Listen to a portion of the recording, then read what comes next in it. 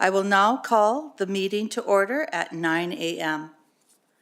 I will proceed with today's committee member attendance and note that all council is in attendance with the exception of Councillor McNabb and Councillor Doucette. Celebrating success. I don't believe that we have anything. Oh, I guess we do. Ms. Swain, would you like to explain? Thank you, Madam Chair. We would like to invite Fire Chief Brian Cornforth and Deputy Fire Chief Sean Cunningham to provide a good news story for fire service. Thank you.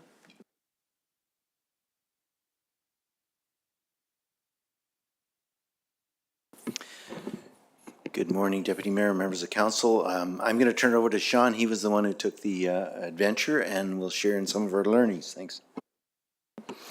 Hey, good morning, Deputy Mayor, council.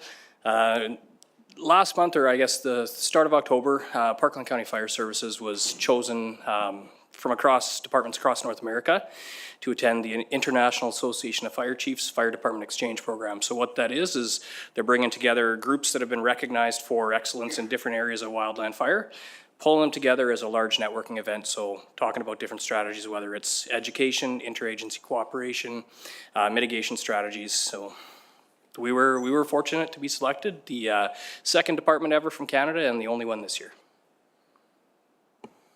Thank you very much. That's wonderful.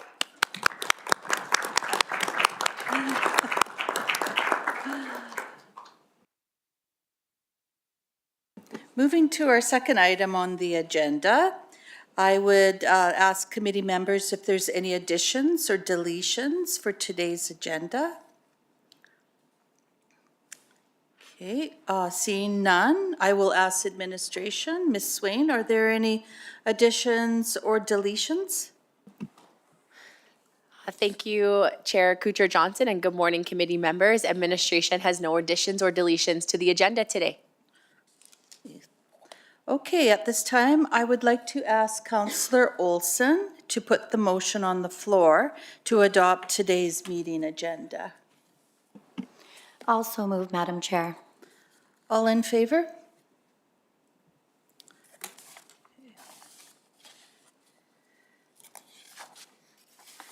The next item is the adoption of the Governance and Priority Committee member meeting minutes from September 16th, 2025.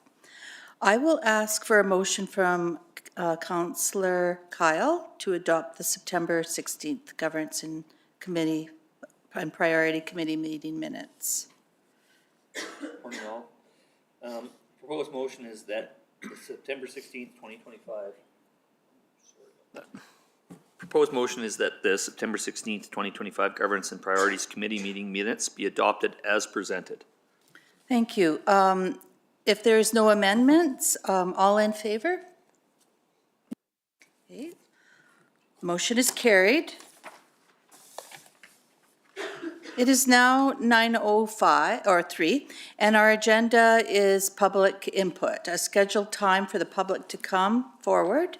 This is a 10-minute opportunity where the Governance and Priority Committee welcomes comments and questions from the public. And today, from the Stony Plain Legion, we have Andrew Benkovich and Pat Hale.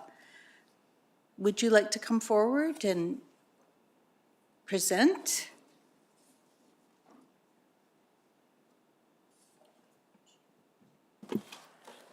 I'd like to congratulate the new council and hope that you have a great 4 years and that the Legion is grateful for the support of the county. And now I am pleased to present copies to the council and to any members in this, anybody else in this room. Well, thank you very much. We'll come up front.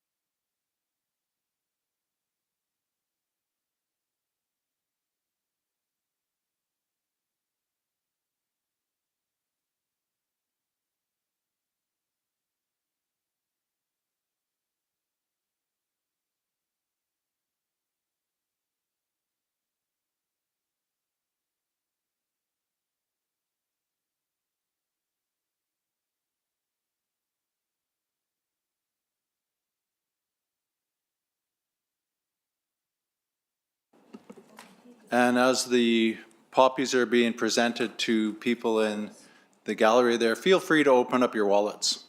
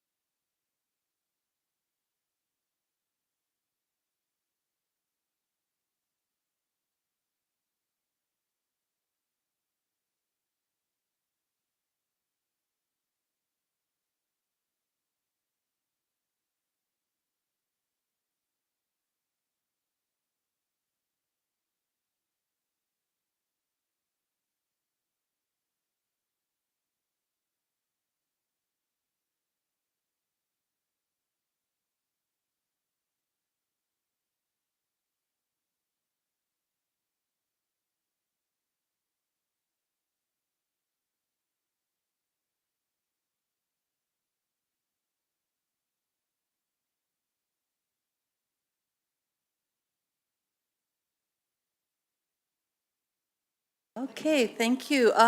So now I understand that we have a notice of motion.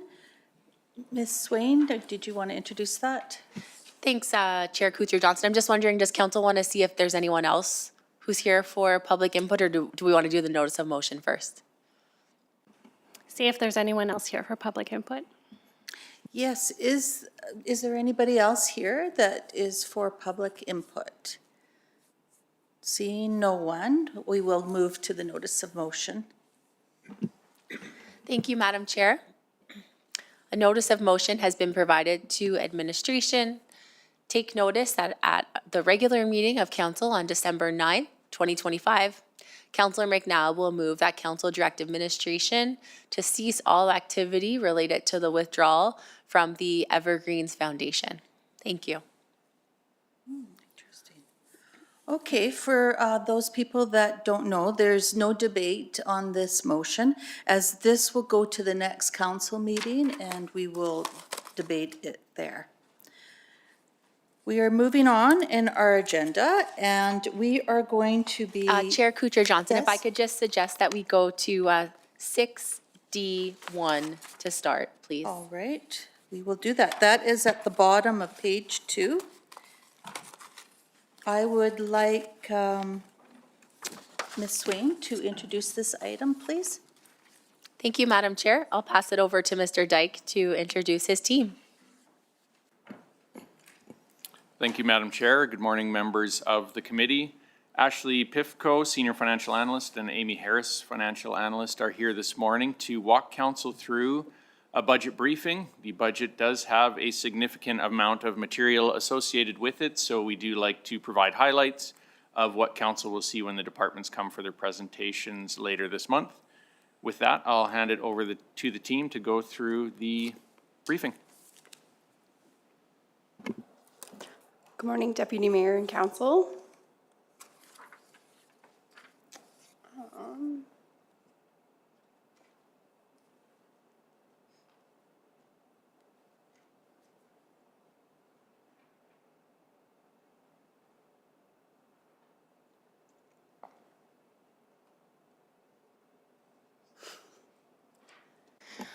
May I please request a recess? We're having some technical difficulty bringing up the presentation. Okay, we'll take a 5-minute break. We'll reconvene at 9:17. Would that be enough? 5 minutes, probably? Yeah.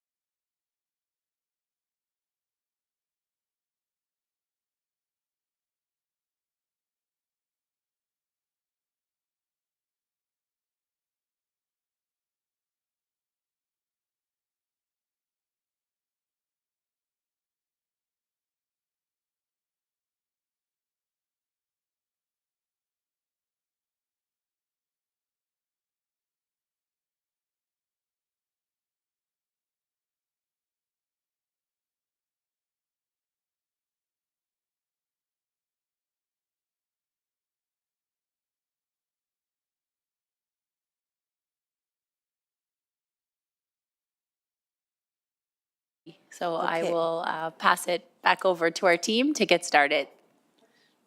Thank you. Go ahead. All right, good morning once again. So as previously mentioned, Ms. Harris and I are here to speak to you about the budget briefing. So with that, we'll get started. Next slide, please.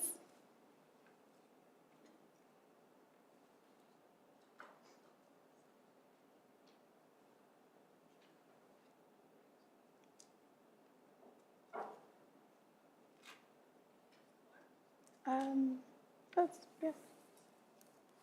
All right, so the Municipal Government Act states every municipality must approve an operating and capital budget each calendar year.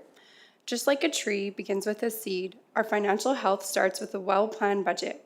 With care, consistency, and time, that seed grows into stability, opportunity, and lasting impact. Budgeting isn't just about numbers, it's about nurturing potential. Budgets are the framework on how we can improve our financial position now and create a strong foundation for a prosperous county over the long term. This illustration is a reminder that meaningful growth takes time. It's a process of steady investment, thoughtful planning, and long-term commitment. The county is fortunate enough to be in a strong financial position based on past decisions, and the future continues to hold opportunities for sustainability. Our county delivers essential services to residents and businesses. These services shape daily life and future opportunity. The budget is what supports those services. That's why it's so important to look beyond just this year's numbers and ask, what kind of county do you want to become? What legacy are you building? By budgeting with vision and discipline, we're planting seeds for a future that reflects our values, meets our needs, and inspires pride in the community we're shaping together.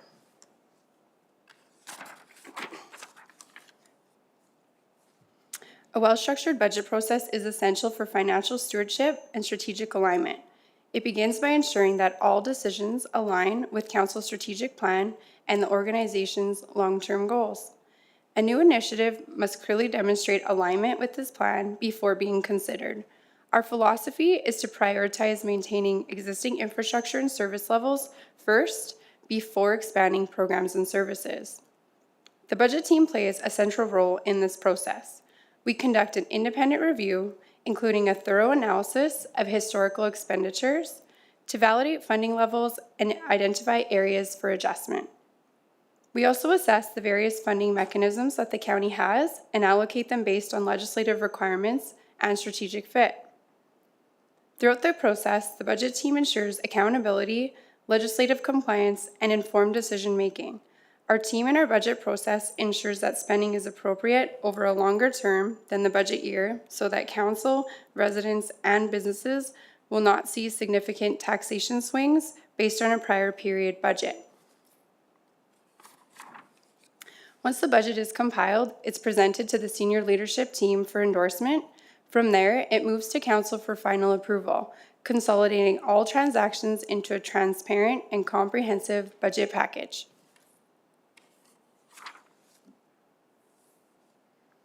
The municipal budget is a strategic tool that serves our entire community, residents, businesses, council, and administration. It provides financial solutions to complex problems, helping us navigate challenges like inflation, changes to revenue streams, and service delivery with thoughtful, data-driven decisions. We emphasize transparent and open communication about how public funds are allocated. Every new initiative is directly linked to Council's strategic plan, reinforcing our commitment to long-term goals and measurable outcomes. This alignment ensures that we're not just reacting to short-term pressures, but investing in our future. The budget also incorporates insights from our department scan, which identifies external and internal pressures and opportunities. Finally, the budget establishes an accountability structure for both council and administration. It ensures that financial decisions are made prudently with oversight and responsibility built into every step of the process.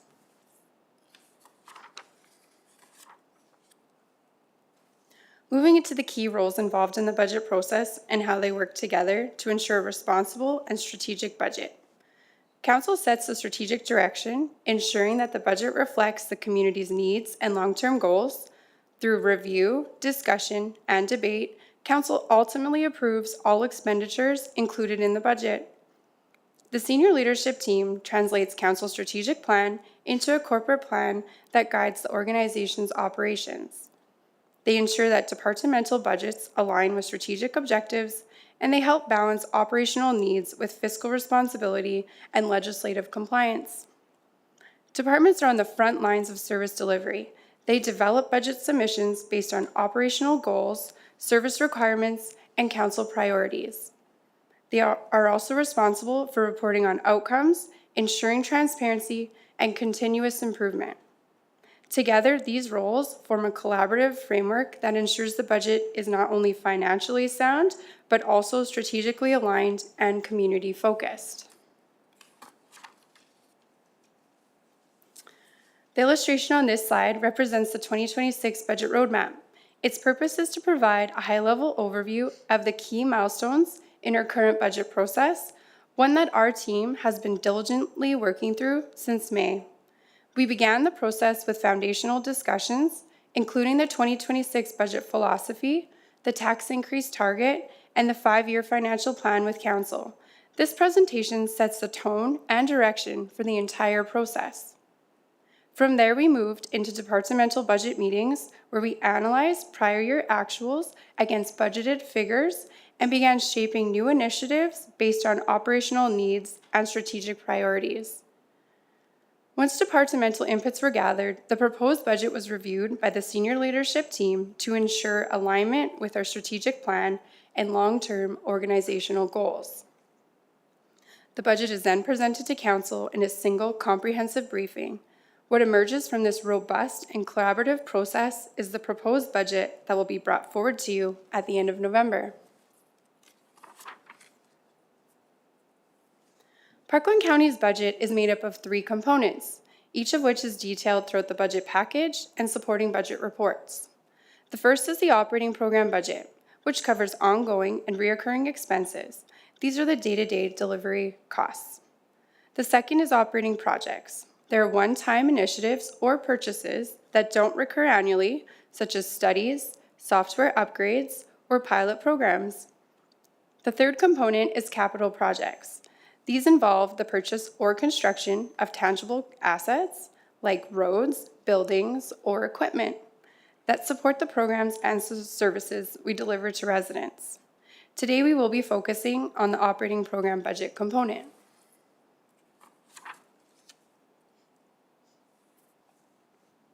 Program-based budgeting, often referred to as priority-based budgeting, is a strategic approach that ensures our budget reflects the wants and needs of our residents. Rather than starting with last year's numbers and adjusting them, this method begins by identifying the services that matter most to the community. Funds are then allocated to the highest priority programs first, ensuring that limited resources are directed where they'll have the greatest impact. This approach promotes transparency, accountability, and alignment with Council's strategic plan.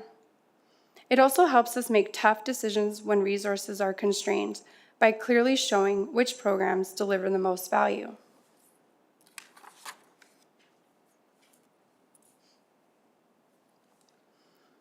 Here at Parkland County, we're currently evolving our approach by moving toward outcome-based budgeting. This means we're not just tracking dollars, we're tracking impact. Our budget reports reflect the strategic pillars and goals outlined in the strategic plan. This ensures that every financial decision is tied to a broader purpose and measurable outcomes. We demonstrate how the budget aligns with the strategic plan, making it easier for Council and the public to see how resources are being used to advance key priorities. This approach also provides a mechanism for prioritization, ensuring that strategic goals are front and center throughout the budget process, from planning to execution to reporting.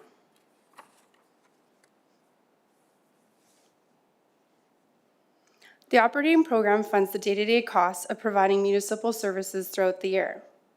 But before we begin diving into the financial information related to the operating program budget, I want us all to take a moment to really think about the amenities Parkland County provides every day to our residents and our visitors, and the comfort, safety, and quality of life these services bring to our daily lives.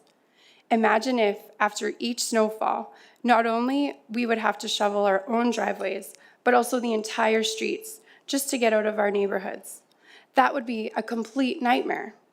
By providing snowplow services, Parkland County ensures our residents are able to focus on what really matters, whether it be making it to work to present to council, dropping off our children safely to school or daycare, or visiting a loved one. This service is also providing safety to the community. This means our emergency vehicles can reach us, the grocery stores will remain stocked, and transit continues to run safely. Now, I know council is very much aware of the importance of offering the programs and services we do to our residents, but I want everyone to be aware that this example with the snowplow is just one example of the many services we provide. Let us think about the safe drinking water we provide throughout the county, the parks we offer to families trying to relax on the weekends, the access to swimming lessons for all ages within our boundaries, or the emergency planning and response teams that coordinate evacuations, protect infrastructure, and keep residents safe when wildfires or floods threaten our communities. Municipalities are a key factor in quality of life. Without the services that Parkland County provides, our world would look much different. It could mean people not getting to work and school as safely, or missing out on the recreational opportunities they value. This is why Parkland County takes the budget process so seriously. To ensure the programs and services council has prioritized are supported with the appropriate budget. I'll now walk you through the costs associated with the operating program budget.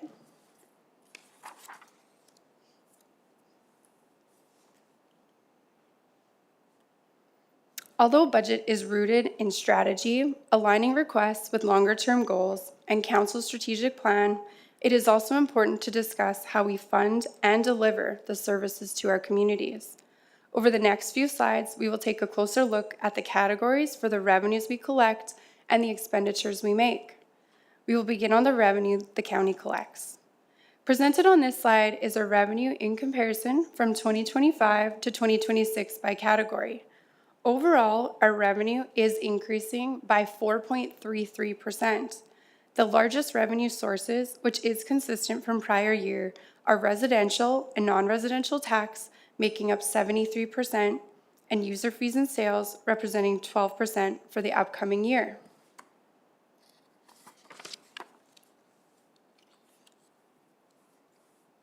Here before you are the program budget revenues relative to the 2025 budget. I will speak to any of the categories with a change over $100,000 in today's presentation.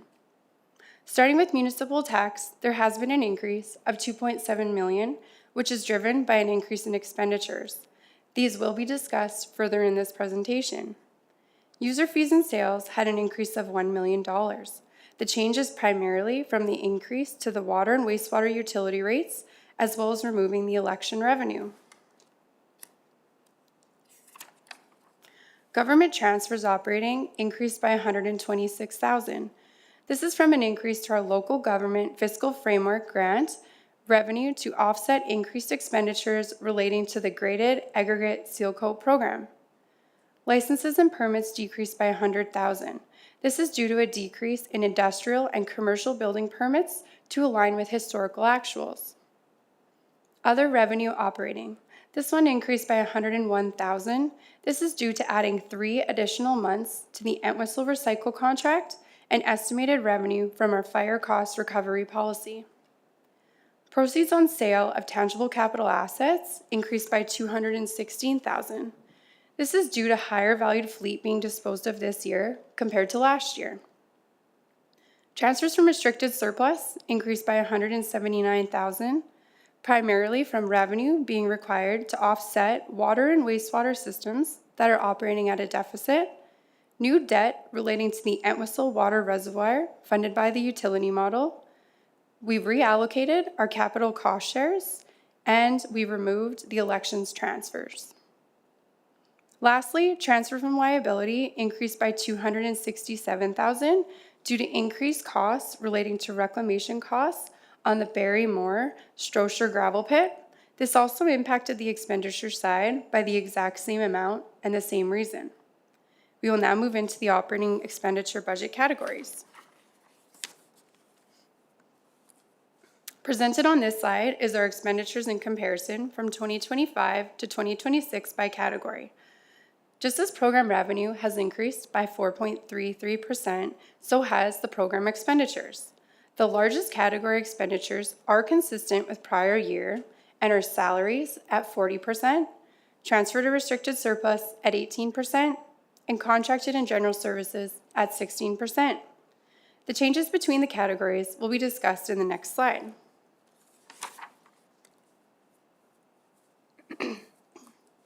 Here before you are the program budget expenditures relative to the 2025 budget. I will speak to any of the categories with a change of over $500,000 in today's presentation. Beginning with salaries, wages, and employee benefits, there has been an increase of $2.7 million.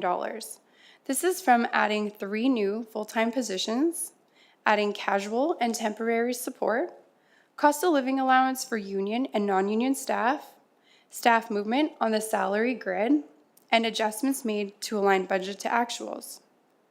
Contracted and general services increased by $578,000, which is primarily from inflation and expansion to our graded aggregate seal coat program to continue to provide safe roads. Current contracts included in our technology and digital services department are increasing annually due to inflation, and there are additional costs related to the 911 system Phase 2 project coming online this year. Transfers to government agencies and organizations decreased by $1 million. The primary reason for this reduction is a reallocation of all capital cost shares to our operating project budget component. This is to eliminate variances year over year, as these payments can fluctuate annually. We also removed the Edmonton Metropolitan Region Board membership. Lastly, transfers to restricted surplus increased by $1.4 million, which is from our water wastewater systems operating at a surplus and an increase in our transfers relating to life cycle.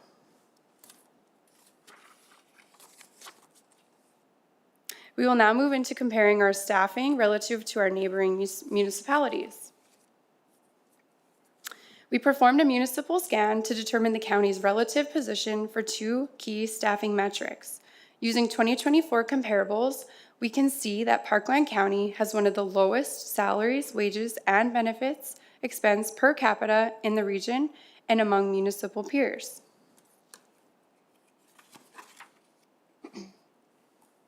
In addition, again using 2024 comparables, Parkland County has one of the lowest salaries, wages, and benefits expense per $100,000 of property assessment in the region.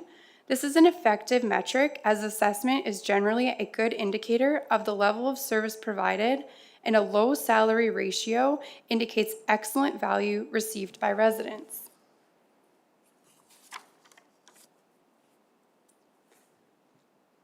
One of the larger expenditure categories included in the budget reports is the contracted and general services. This slide shows the breakdown between general services and contracted services. General services, which makes up $10.8 million of the $17.5 million budget, and it includes costs such as software subscriptions, insurance, legal costs, repair, maintenance, and mechanical costs, rentals for machinery and equipment and vehicles, and other costs of similar nature. Contracted services include contracts for seal coat surfacing relating to road maintenance, transfer station hauling, groundskeeping, janitorial, and IT managed services. Departments will be prepared to provide more detailed information for Council on contracted services during their individual presentations scheduled for November 24th, 25th, and 26th.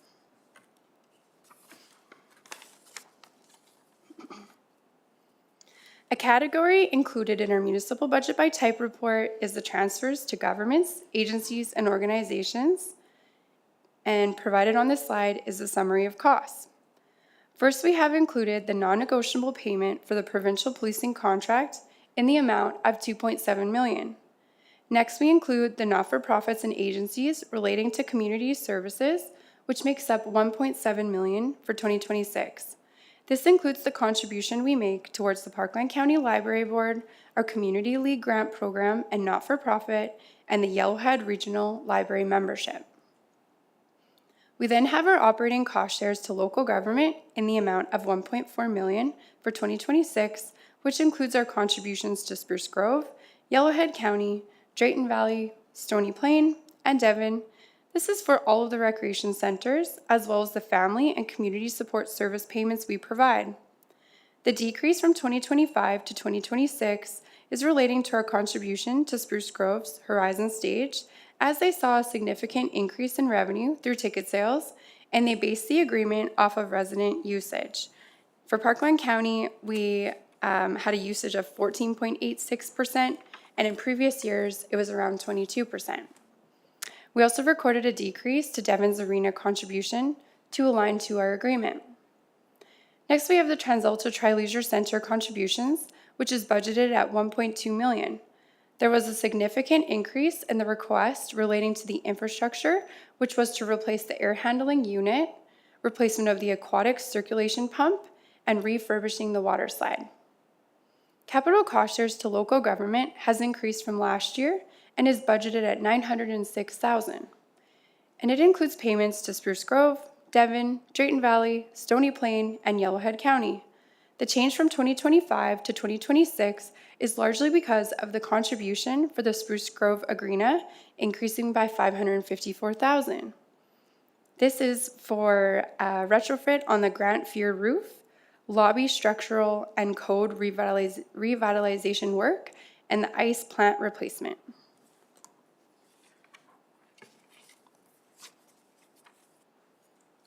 All right, to wrap up, next steps in the budget process will include, so departments are coming back to council on November 24th, 25th, and 26th, and then our team will return December 2nd to seek council approval of the 2026 budget.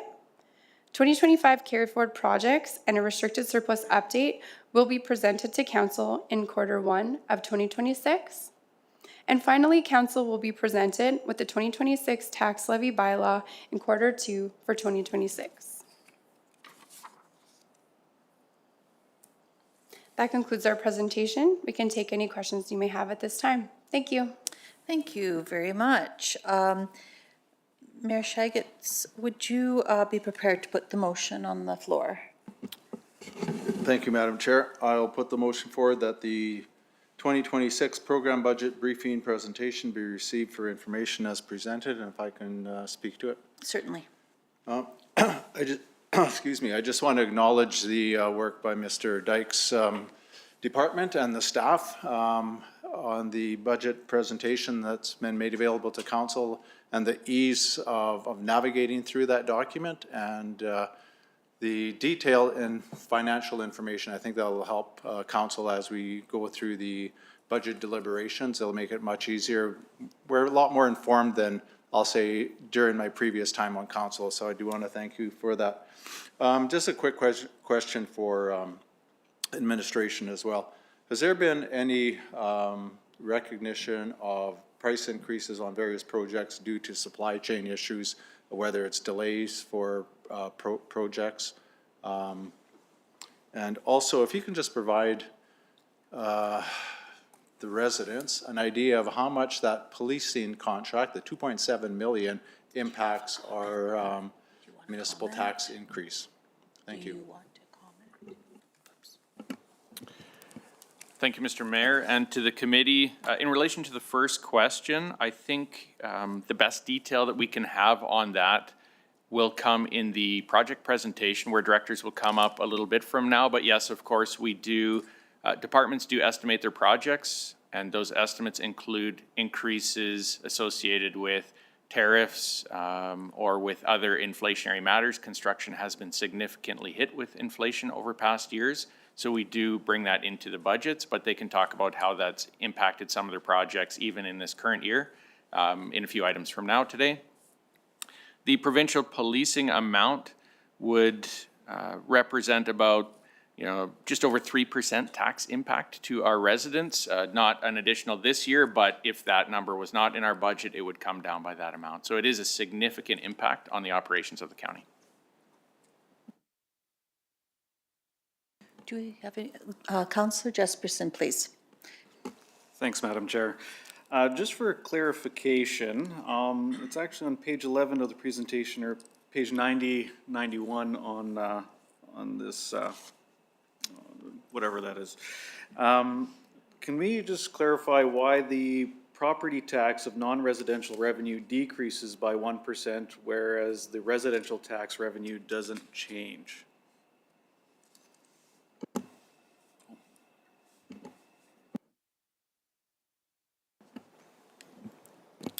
Thank you, Councillor Jesperson, and to the committee. The property tax adjustment year over year, and I'm not sure if we can pull that slide back up.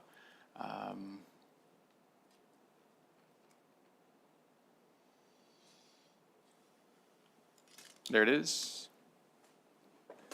So you can see, as mentioned, the percentage change. So in 2015, the residential was at 33% and the non-residential was at 41%.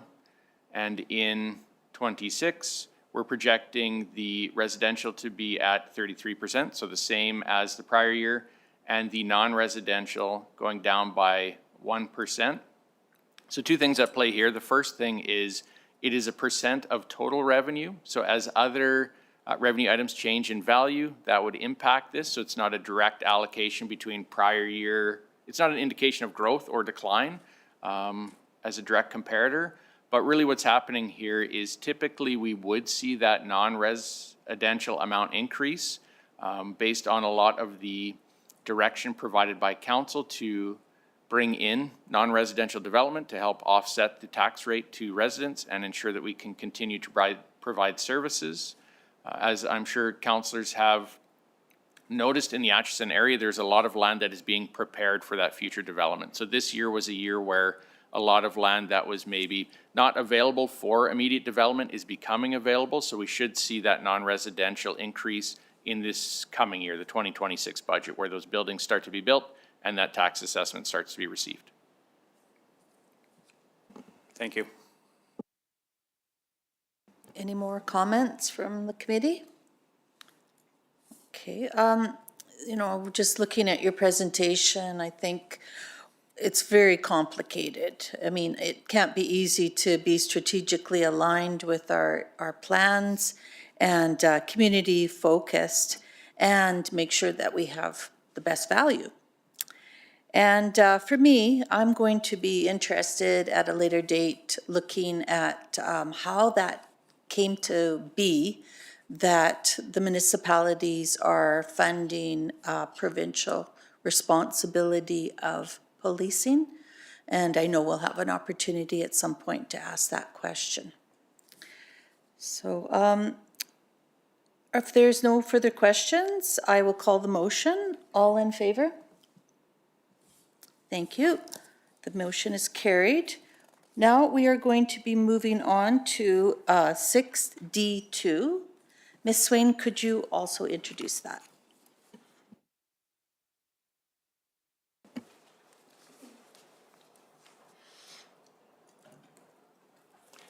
Thank you, Madam Chair. Caitlin Palmer, Acting Manager of Financial Reporting and Operations, is here to present the 2025 third quarter financial update, and we'd be happy to answer any questions that the committee would have.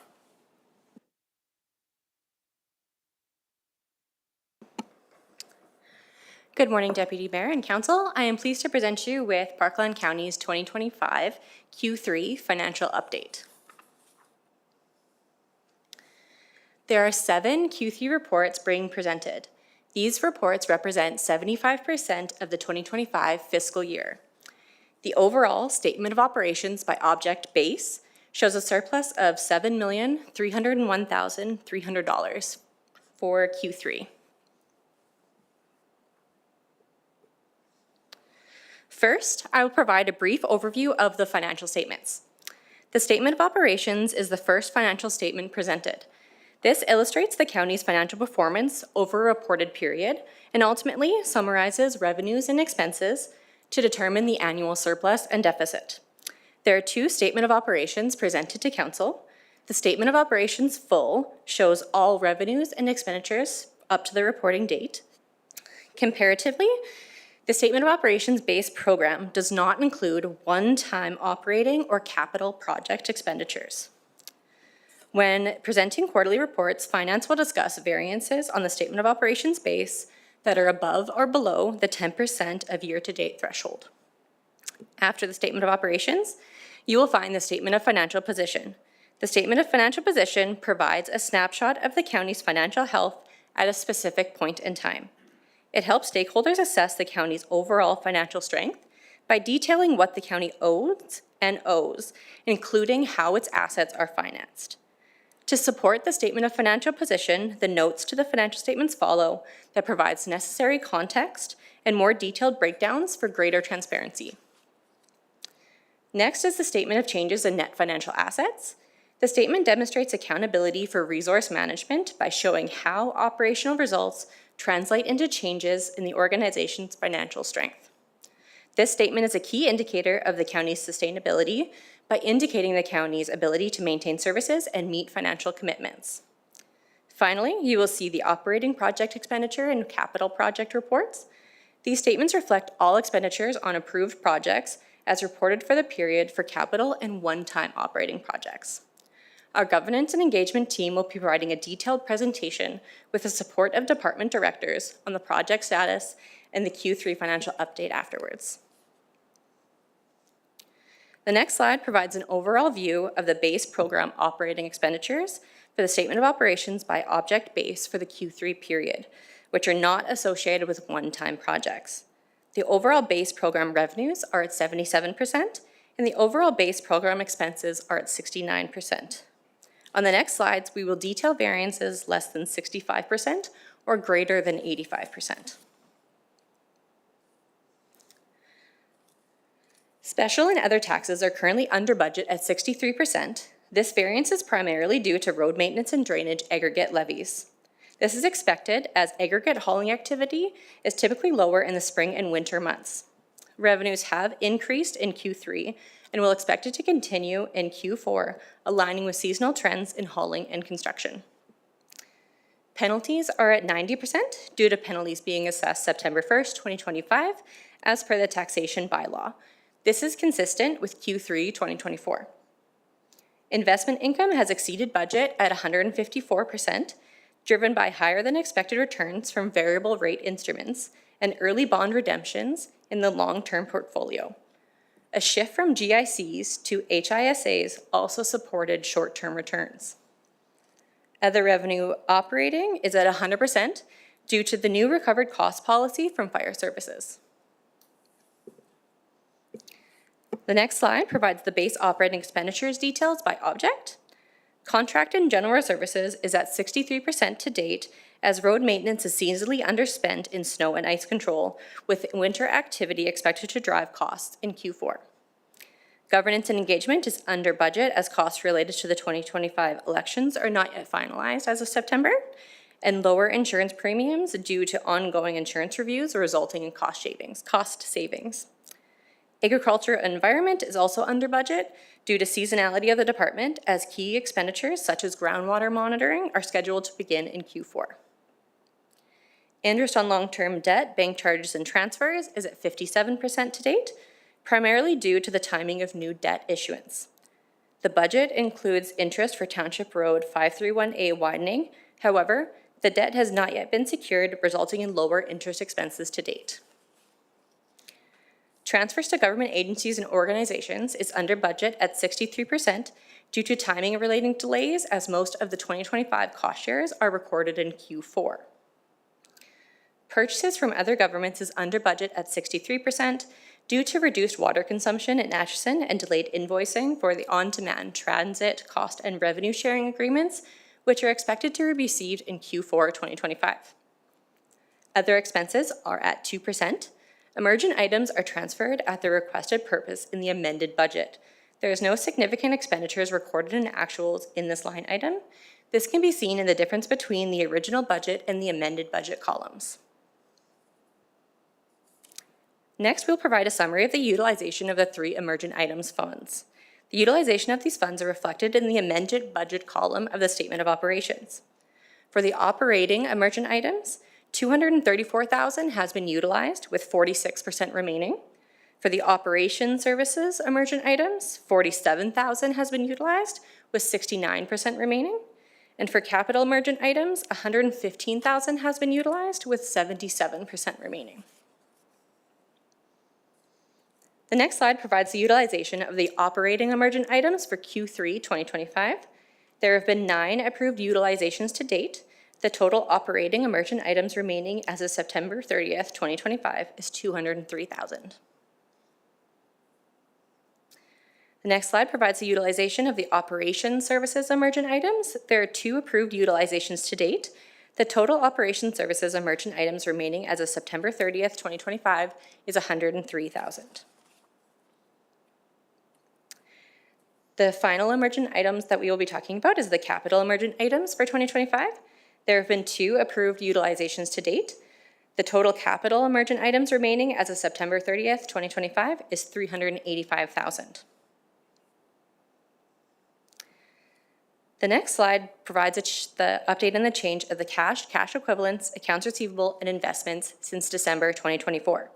The increase in cash and cash equivalents is attributed to the receipt of tax payments and the transition to the utilization of high-interest savings accounts. Canada Community Building Funds have also been received. The increase in accounts receivable is primarily due to taxes receivable. This is consistent with trends in the previous years, as the collection rate has not declined. A decline is expected in Q4 as ratepayers begin settling their current year balances and monthly tax installment payments are applied. The increase in investments at Q3 reflects a strategic reallocation of the portfolio in response to a declining interest rate environment. With a narrowing gap between GIC and high-interest savings account rates, more funds were shifted to the high-interest savings account to optimize returns and maintain flexibility.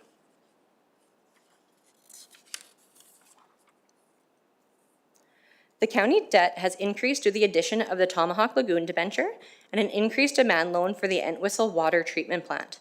Payments have also been made per the county's Alberta Treasury payment debenture schedules. Finally, the last slide of the financial presentation is for the net financial assets, a key indicator for financial stability. The net financial assets shows the county's ability to maintain and provide services and meet financial commitments. There have been a 9.08% increase in compared to the 2024 final net financial assets. Thank you for your time, and we'll now take any questions you have. Okay, with that, thank you for your presentation. Councillor Jesperson, would you please be able to put the motion on the floor? Thanks, Madam 62. Chair. I put the motion forward that the 2025 Q3 financial update be received for information as presented. Thank you. Do you have any comments? No? Does anybody have any comments? Okay. Well, thank you very much for the presentation. So we'll, I guess we'll vote on that since there's no more comments. I call the motion. All those in favor? Great, thank you very much. So we are going to move on to our appointment. We're a little bit late. I'm sorry for that.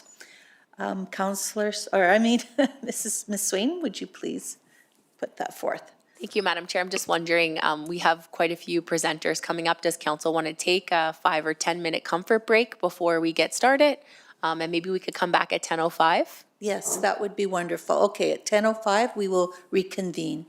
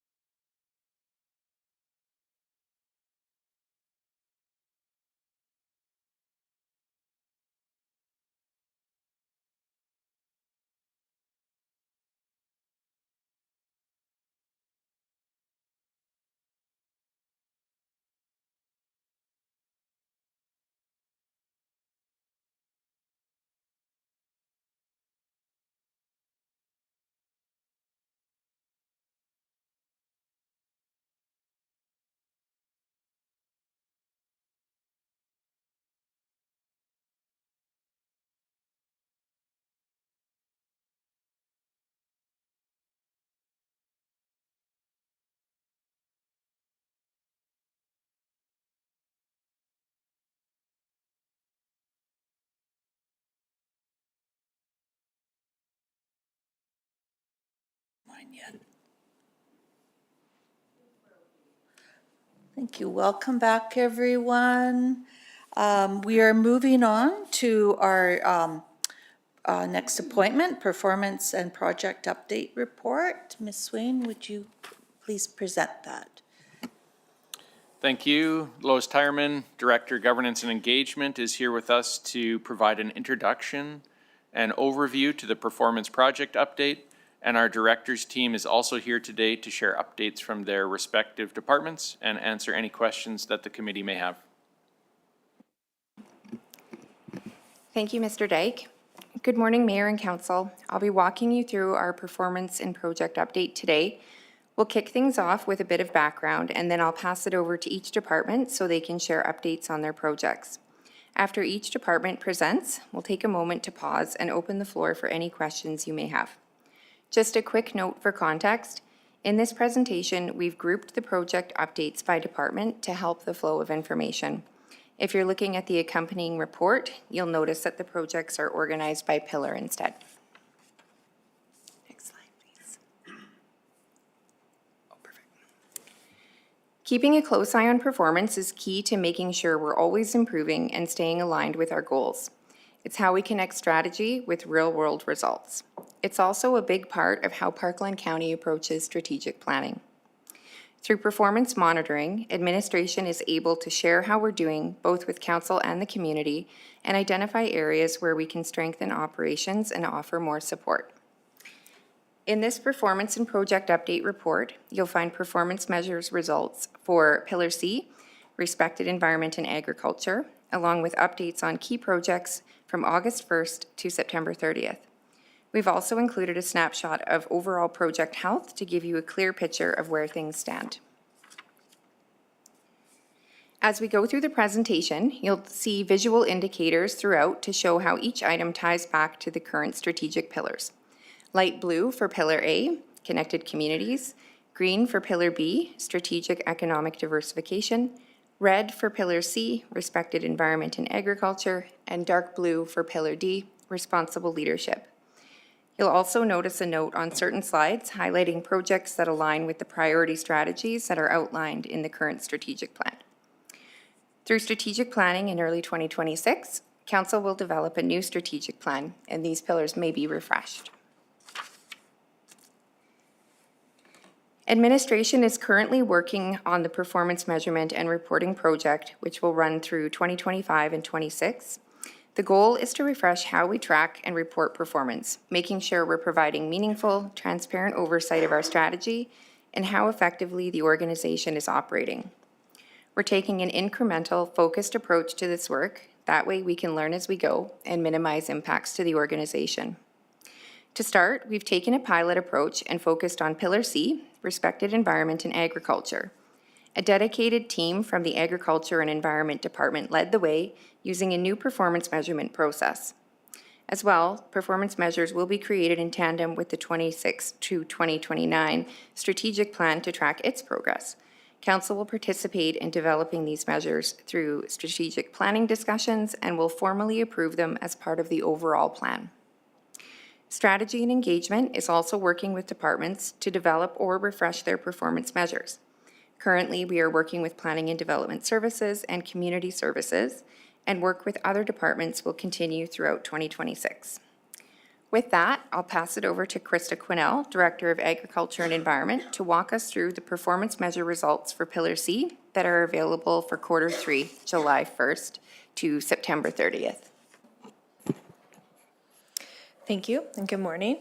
So today I'm sharing data on one of the performance measures that we developed for Pillar C. I just also wanted to make a note that there are 2 to 3 indicators developed for each goal under this pillar, but the indicators have various reporting timelines and many will be reported annually, so in the Q4 update. So today I'll be speaking to an indicator for Goal 3. That goal is to support our agricultural community and more specifically to provide services that enable sustainable agricultural practices for which there's an interest or need from our residents. So what better way to track that than in expressions of interest in our sustainable agricultural programs? So you can see the number of expressions of interest in our ALICE and other sustainable agricultural programs, such as our environmental farm plan program, by quarter from Q1 to Q3 for 2025.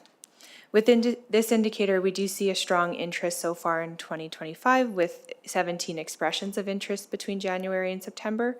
There is some seasonality to how we would expect these, so it does impact the numbers throughout the year, and we would expect a drop in Q3 as we're seeing due to farmers just being busy in the fields and with harvest. So with that, I can turn it back to Ms. Tyerman. Thank you, Ms. Quinnell. All right, let's move into the project updates. As outlined in the Performance and Project Update Report, we've assessed the health of each project by looking at 3 key areas: budget, timeline, and resources. For budget, we're checking whether the project is on track financially or if there are any constraints. Timeline is all about whether things are moving along as planned. And when it comes to resources, departments looked at whether they have the right people, supplies, and materials in place to get the job done. You'll see indicators on the side of the screen and in the report that show how each of these components is doing, so you can get a quick sense of overall project health.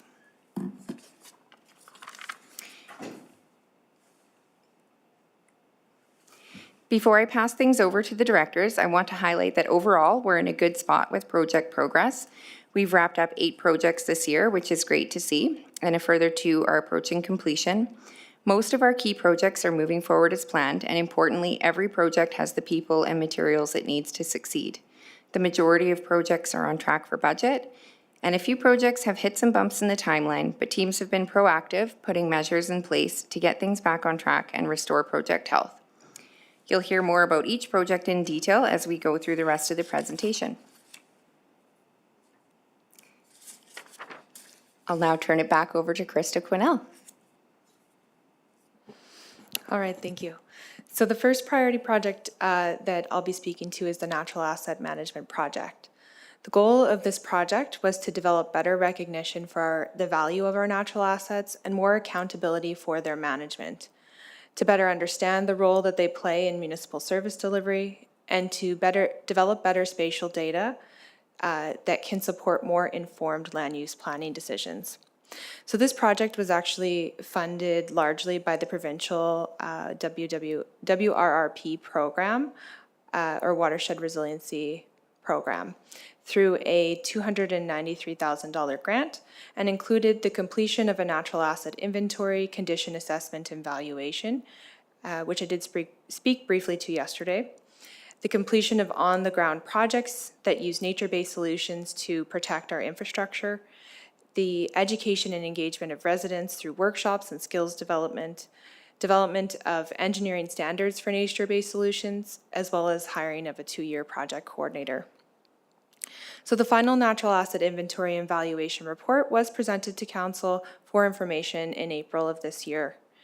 Today, we have established 3 bioengineering demonstration sites and have restored over 1,100 square meters of plantings using 1,400 plants, which will provide protection for our important roadways, trails, and water bodies in the county. We're also planning a final workshop for the spring of 2026 that will focus on supporting residents in understanding how shorelines can be restored. Remaining tasks also include drafting our engineering standards for a specific subset of nature-based solutions and maintenance of our installed projects. In terms of the engineering standards work, we're hoping to make nature-based solutions more easy to use, both in internal capital projects as well as external development projects, by having set standards that are acceptable for the county. So procurement is underway in collaboration with engineering services on that work. And completion of the project as well as the deliverables for the grant is expected in Q2 of 2026, which is well within the grant agreement, which ends in the end of March 2028. I'll also note that we did submit a new grant application under the same program in September to hopefully continue the project work past 2026. and are asking for additional funding for staffing, public workshops, and continued on-the-ground pilot projects to demonstrate the applicability of our new standards. So I can pause here if council has any questions on this project. Do we have any questions or comments? Okay. Yes, Mirsha, I guess. Thank you. I'm assuming there's best practices out there. What have you discovered, and what municipalities or jurisdictions are you looking at where we can incorporate so we don't have to invent the new wheel? Thanks. It's a great question. So actually, Edmonton and the City of Calgary have developed some good standards as well. A lot of the time we see these being applied in urban areas, and so trying to be a little bit adaptable and applying them to more of a rural setting in Parkland County. And we're also taking the opportunity to review our whole stormwater section in our engineering standards in collaboration with engineering to hopefully have a better product on the end from both sides. Mm-hmm.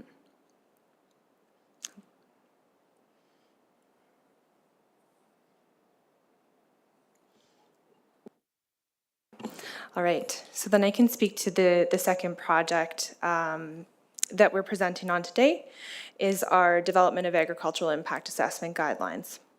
So in 2025, Parkland County adopted a new municipal development plan to guide its growth and expansion over the next 30 years.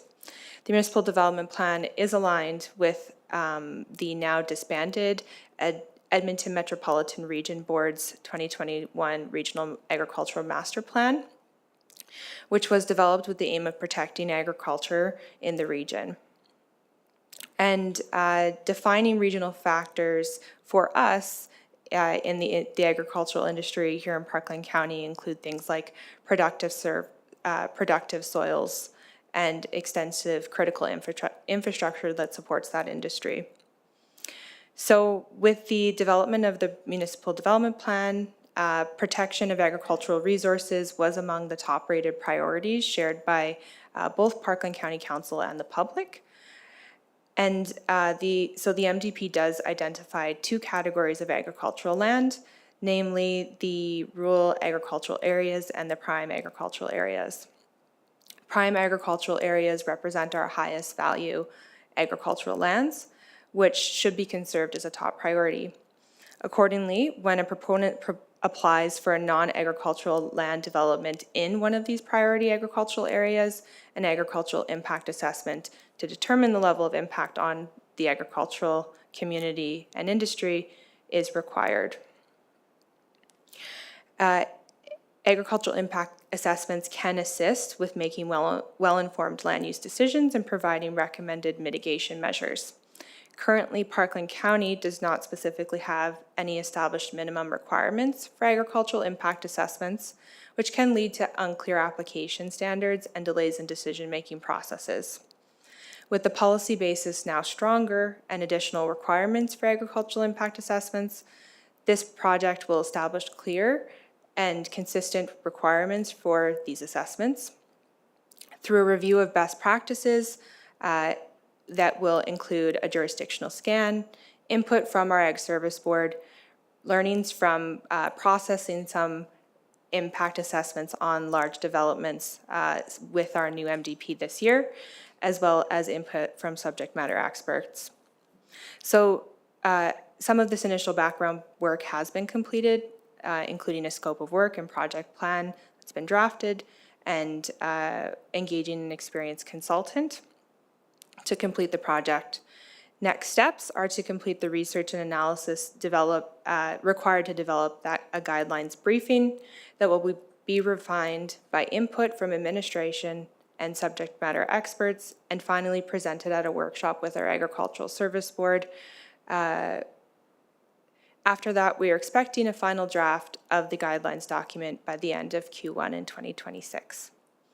Overall, our goal with this project is to make the AIA process and reports more meaningful documents that more easily inform the decision-making with clear assessment of development impacts on agriculture, as well as how proposed mitigation measures can reduce those impacts. So if council has any questions, I'd be happy to answer them. Councillor Jesperson. Thank you. Is this going to be an assessment that is for every development that's coming forward, or will it be specifically for agriculture zone, or will it encompass others? So through the chair to Councillor Jesperson, that's a great question. So in our new municipal development plan, as well as our updated land use bylaw, it specifies when and where, so what types of uses or developments, as well as on what land you would require the impact assessments. In particular, those prime agricultural areas, any non-ag related uses should require an assessment.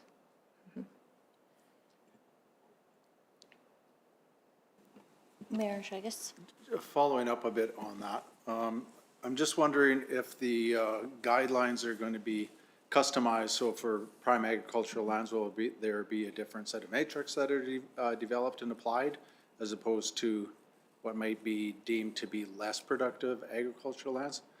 And I'm looking forward to the implementation of this, hopefully, because I think we have tremendous opportunity, not just in Parkland County, but in the region as well, to really become an agri-food and agricultural powerhouse in the region. But the key to that is to ensure that we have those lands kept in production. I think that's one of the reasons why we were able to attract Champion Pet Foods. They wanted a close supply chain.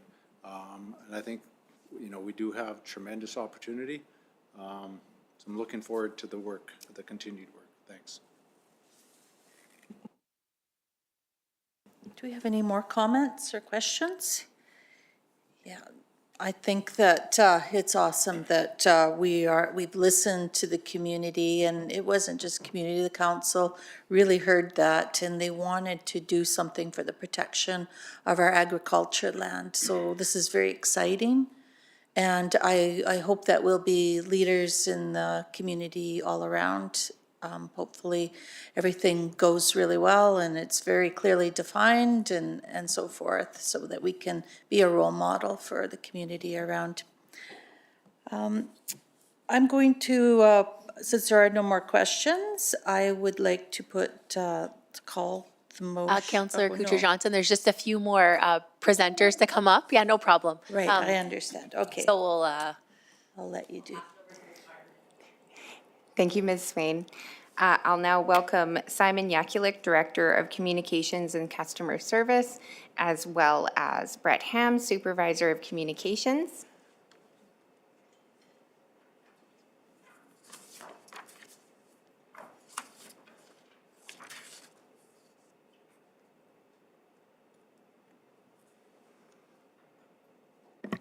Thanks, Lois. Hello, Council. So this is one of the projects I flagged the other week, so I'll dive into it a little bit more in depth. So this is the Parkland Portal project. So essentially where we're at right now, budget health, great, under budget. Resource health, we're very happy with that. Timeline health, there's a few technical details we want to confirm before we confirm the launch date. So you just have that as yellow, probably green yellow right now, because we hope to confirm that over the next few weeks and then have a launch date finalized. And we hope to bring back to council when the portal is finalized so we can kind of show you a sneak peek before we roll this out to residents what it's going to look like. So essentially what this is. Next step in our website upgrade that we've been doing over the past few years, comms team has been working to launch a comprehensive online experience for residents with a customer service dashboard that we're calling the Parkland Portal. This will make our website one of the most user-friendly for residents in our region, so we're really excited about that. Essentially what this will do is offer a single sign-in convenience so residents can access a number of services at the county without having to log into multiple accounts or enter various passwords.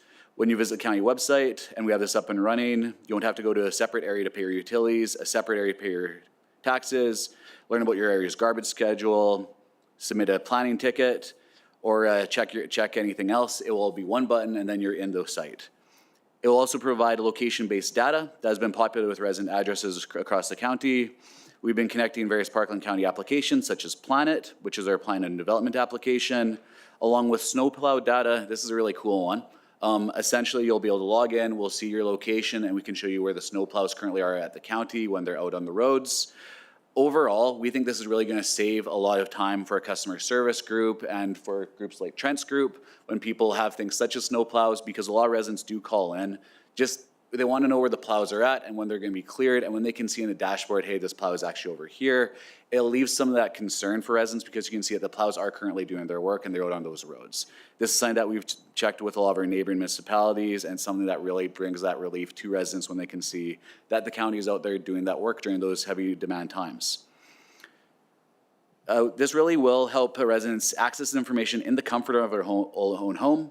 And we do expect throughout the year, the high volume of requests on our customer service team will be reduced, and they'll be able to respond more efficiently to those residents who call in with more complex concerns and questions.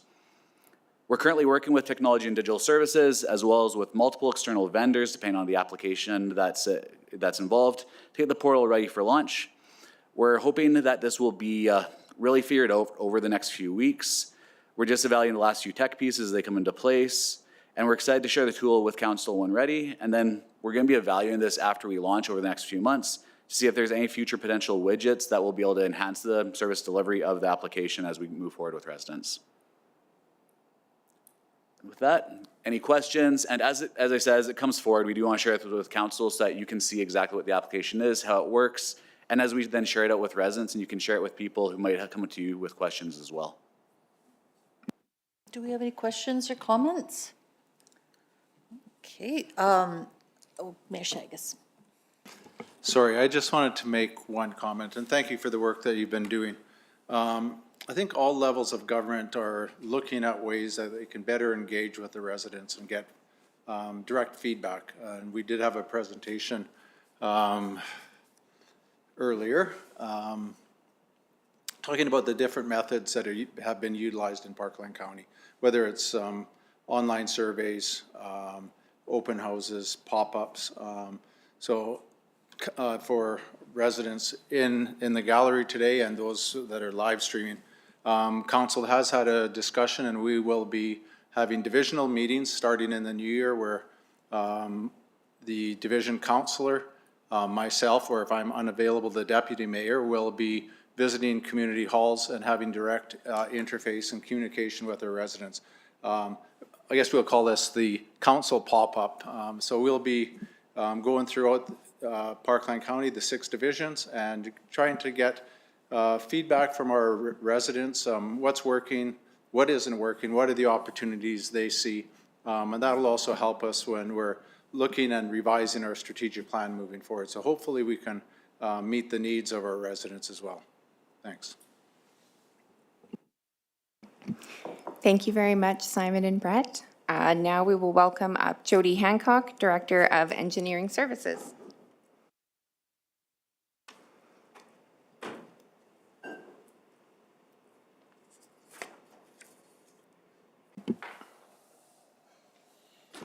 The first of our projects that we have up here is wastewater master plans.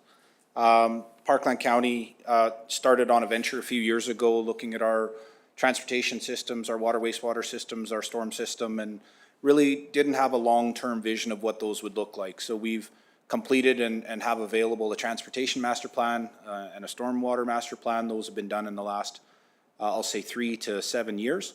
And we're currently working on a water to wastewater master plan. We do have a report coming up to council in Q1 2026. It'll give a progress update of where we're at. I think we say we're 25% along the way. We've got a consultant. They're doing background research. What we're really looking for is cataloging and putting into one book or one place all the water systems that do exist and wastewater systems that do exist. We have hamlets that have water and wastewater. We have hamlets that have wastewater only. We have Atchison that has water, wastewater, and then we've got 3 regional commissions that we partner with: Arrow Utilities for wastewater, the Capital Region Parkland Water Services Commission, CRPWSC, is how you get water from Edmonton to Spruce Grove, Stony Plain, and Atchison. So the 3 municipalities partner on that commission. And the other commission is the Wild Water Commission. So again, Wild goes from Stony Plain all the way out to Entwistle, but it also goes north of the county and connects to, I think there's 12 to 13 municipalities that are all part of that commission, as well as First Nations. So again, the water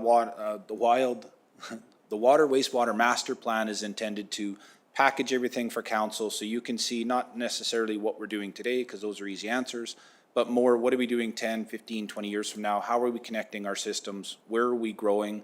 And there's probably going to be some tough conversations for council to debate of where are we going to stop providing a service because it's uneconomical, unaffordable, or maintaining the system goes through a regulatory approval. A 30-year-old lagoon can't be built or rebuilt the same way it was built 30 years ago. So we have some regulatory things that we have to be compliant with. We can continue the service or we can alter the service. But there'll be discussions and lots of debate on that for the Water Wastewater Master Plan. Again, Q1 will be a good update for council to bring that forward and have a good debate.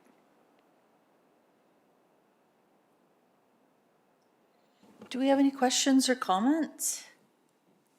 Okay, Mayor Chagas? I did have a question, but now I just have a comment. So I look forward to the Q1 discussions and learning a bit more about the wastewater systems, specifically for Waubun. So I'll leave the questions till the new year. Thanks. I think what can also help is we'll dig up the past report that we gave to the previous council and share that in advance so you can have a look at what we presented the first time around. It's kind of what I just said today, but it gets you kind of framed up and ready for that conversation when we present it. Go ahead. Actually, just one other comment. Mr. Hancock, I'm not sure if you were privy to some of the discussions previously when I was on council, and there was some engagement with the Darwell Wastewater Commission and looking at potential partnerships. I'm not sure if that ever evolved, and that was looking at opportunities to join that commission to service the municipalities, including Parkland County and the north side of Waubun Lake. Yeah, I have good familiarity with that. That is still going on in the background.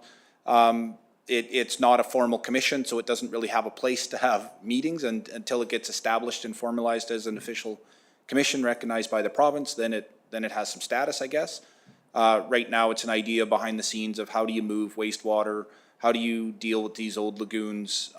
There's a lagoon in Tomahawk, there's one in Wabamun, there's one in one that's been closed and more or less sealed off in Seba Beach that had some issues with it. Small community wastewater management is a challenge, and one way is lots and lots of trucks, the other way is pipe systems, and both are expensive. Okay, thank you very much for your report. Sure. The next one is Atchison intersection improvements. We've been working on this one for a little while. There was a drive and a desire for previous council to push economic diversification and development in the Atchison area. This stems and is supported by the coal transition funding that was provided to Parkland County. It's a fairly large program. It's sitting around $18.5 million program that we've been working on for the last number of years. So the project itself includes upgrades to 2 intersections along Highway 16A, one at Spruce Valley Road, and the other one is at Pinchbeck/Bevington Road. It's Bevington Road to the north and Pinchbeck Road to the south. Those 2 intersections are essentially complete. They were completed in February of last year, and we're continuing to work on landscaping and final details related to the site cleanup and completion. We did have a delay. The timeline delay is primarily related to an ATCO gas line crossing. We couldn't build over the gas line without ATCO's permission, and they had to relocate the line. So we were stalled for that. That work is now complete. The road is paved, the lines are painted, the signs are up. Now we're doing the financial closure of the project. And again, we're in a few discussions with the contractor to resolve matters to close out the project formally and officially. But the fun part of this one is we built 2 intersections trying to open up areas for development. Since we've completed or started the projects, I guess, we started the conversations when we started the projects. We've seen the tower lands by Remington come on stream. We've seen the ranch lands by Fath come on stream. We're hoping to get Panatone going with the Westlink property. That's 3/4 sections of land all within a year, able and ready to go because of these improvements, or a significant part was these improvements that were barriers to development. So For frame of reference, anytime that we've brought on a quarter section of land, it's usually one quarter section every 3 to 4 years, and we might have 3 quarter sections all being developed at the same time in the same year.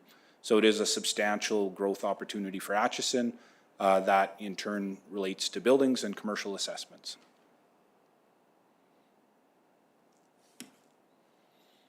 And any questions with that?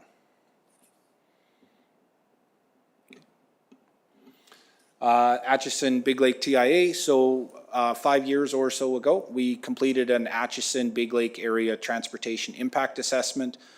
This is a report that we create for supporting development of Acheson or the Big Lake area. A typical development process is to wait for a development to come in, tell the developer, here's your terms and conditions, and give them a bullet list of 15 or 16 items that they all have to fill out. One of them is a traffic report. Or a water report or wastewater report or storm report. Parkland County has been highly forward-thinking in developing these reports on behalf of the developers. When you get two people working side by side, it can be difficult because one person advances their report ahead of another, and now which one has the right answer and the wrong answer? They're both correct, but they're slightly different from each other. Acheson is an area that Parkland County has taken leadership on and turns eyes of the rest of the city of Edmonton and the greater capital region towards Acheson and trying to figure out what we're doing. So we've created a TIA traffic impact assessment. When the developers come in the door and they ask us for their standard reports, and we tell them in half an hour that they don't need a report, they need a memo, and the memo can be written in a day, they're in shock and surprise because we've already done the work for them on their behalf in advance. There is an efficiency of scale of doing it at the area structure plan level, the size of Acheson. We do those reports in advance, so when the development comes in, we can quickly say yes. The costs for this work is fully refundable and embedded within the offsite levy program. So we do schedule the costs of this work. It is for development, so we recover it from development. And it's not a large cost when it's done at the order of magnitude we do it. If it was done individually, this would be $30,000 to $50,000 per application per development. And we do it for $75,000 every 5 years.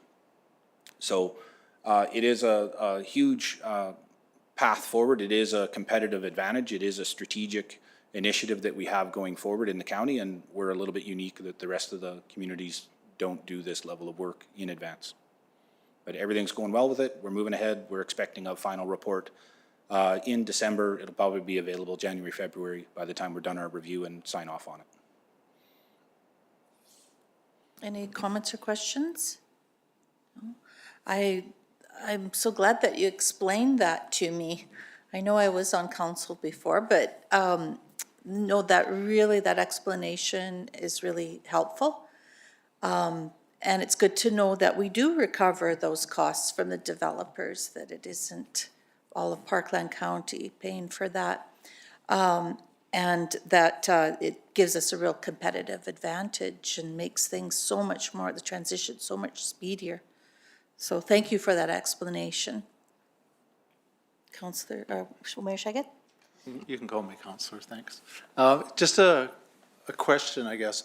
With the development, the future development, how are we positioned with both the wastewater and water systems?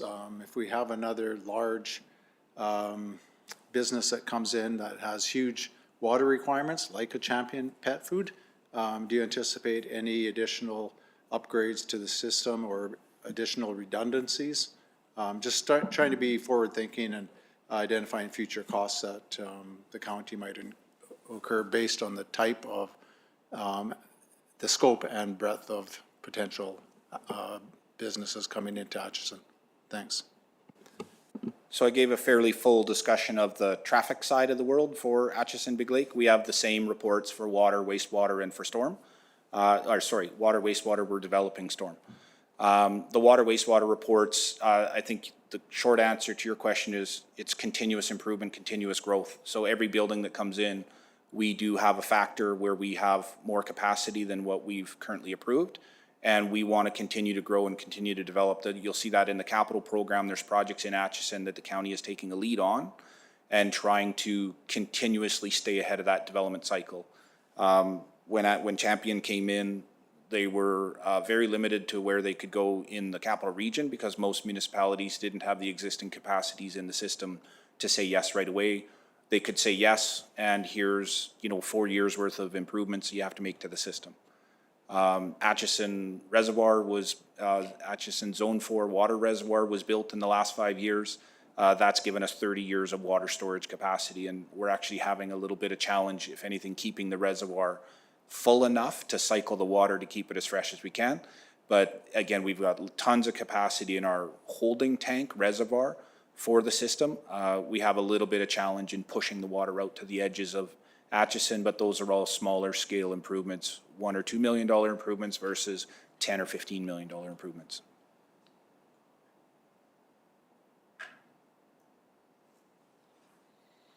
Last one, I think, Wabamun wastewater system review and rehabilitation. This too is part of the coal transition work activities and is tied a little bit in part of the vision for Wabamun and the growth opportunities that the council and the county see in Wabamun. So we looked at, again, I always look at the infrastructure, that's my place for it, but the roads have lots of capacity. You can get in, get out of Wabamun fairly easily. There's lots of options there that aren't high cost. The water system, Wild connects into Wabamun, so they have a new-ish water system, lots of capacity for water in the community. And when we looked at growth and growth opportunities, we did look at what the barrier to growth would be from an infrastructure perspective in Wabamun, and the wastewater system was the one that stood out as the place that improvements were required. Drainage also is easy, it just flows to the lake and goes from there. This project is actually about 7 different breakdown of initiatives, starting at the very north limit. There's the Wabamun Lagoon, which was a rehabilitation project. We had to dredge and clean out the lagoon. The inlet and outlet for the lagoon also had to be reconstructed. It's 50 to 60 years old, so some of it had to be redone and replaced. We're moving beaver dams out of the lagoon and other things like that. Tree growth on the edges of the berms was the kind of work that we did there.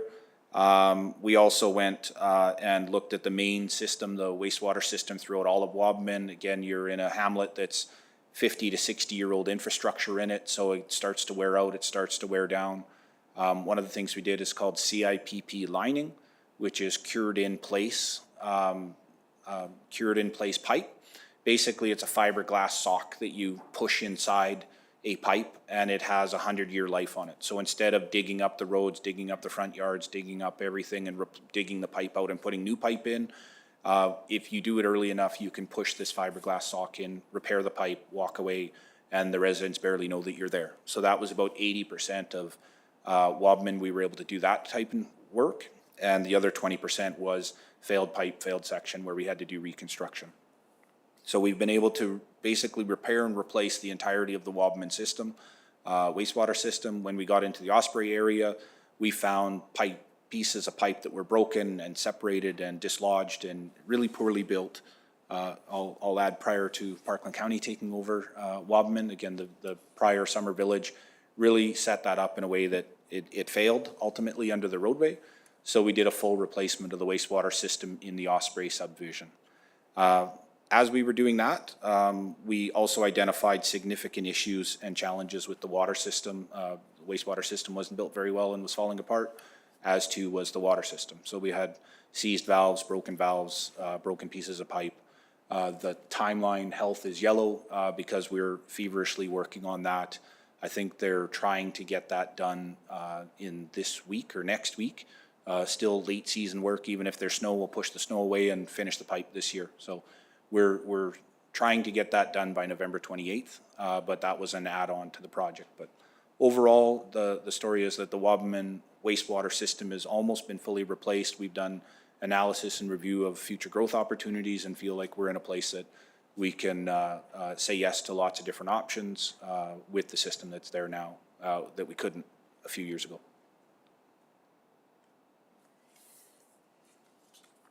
Do you have any questions or comments on that? Councillor Jesperson. Thank you for that. One question I have for this project was the money used for it, did that come from the grant, or did we have to supply the funds for that? I believe the split of the grant was 88 or 89%, and we provided 10.1 or 10.5%, I think, something like that. So yes, it was from the Canada Coal Transition Fund. It was part of the Prairies Can grant that we had, the same one used for the Atchison intersection, the same one you'll hear a report about for the Wabamun waterfront report. That was all from the same grant pool. Thank you. Thank you, Mr. Hancock. I will now present the updates for governance and engagement.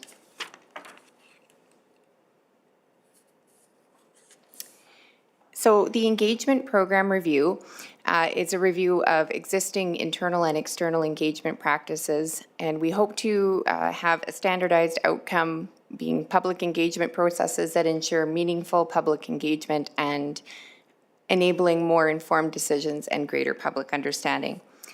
This project was at 10% completion at the time of writing this report. However, significant progress was made throughout October, and the social media and communication plans are now in place and engagement activities are scheduled. We anticipate the project to be completed by summer 2026. Next is the Governing Document Data Repository. This is a new tool to enhance the way governance documents are tracked and managed, ensuring compliance in the county's governance documents, and will help to reduce financial and reputational risks to the county. Process mapping is complete, and we are now at the stage of the project where Legislative Services is working with technology and digital services to facilitate the transfer of documents to the new site. This is planned to take place over the next month, with project completion anticipated in 2025. Next is the advocacy plan. So the advocacy plan is being developed throughout 2025 and 2026, and we have onboarded a consultant to assist us with developing a framework to support it. Council will establish its advocacy priorities through our upcoming strategic planning discussions in 2026, and administration will work with Council to formalize focused advocacy priorities and action plans to support them. The project will conclude with Council adoption of the plan in spring 2026, and from there, administration will operationalize the plan and provide regular progress updates to Council. And with that, I'm happy to answer questions on any of the projects for our area. Thank you very much for the report. Okay, we will move on to Planning and Development Services. I will ask Justin Young, Director, to come up to the presentation table.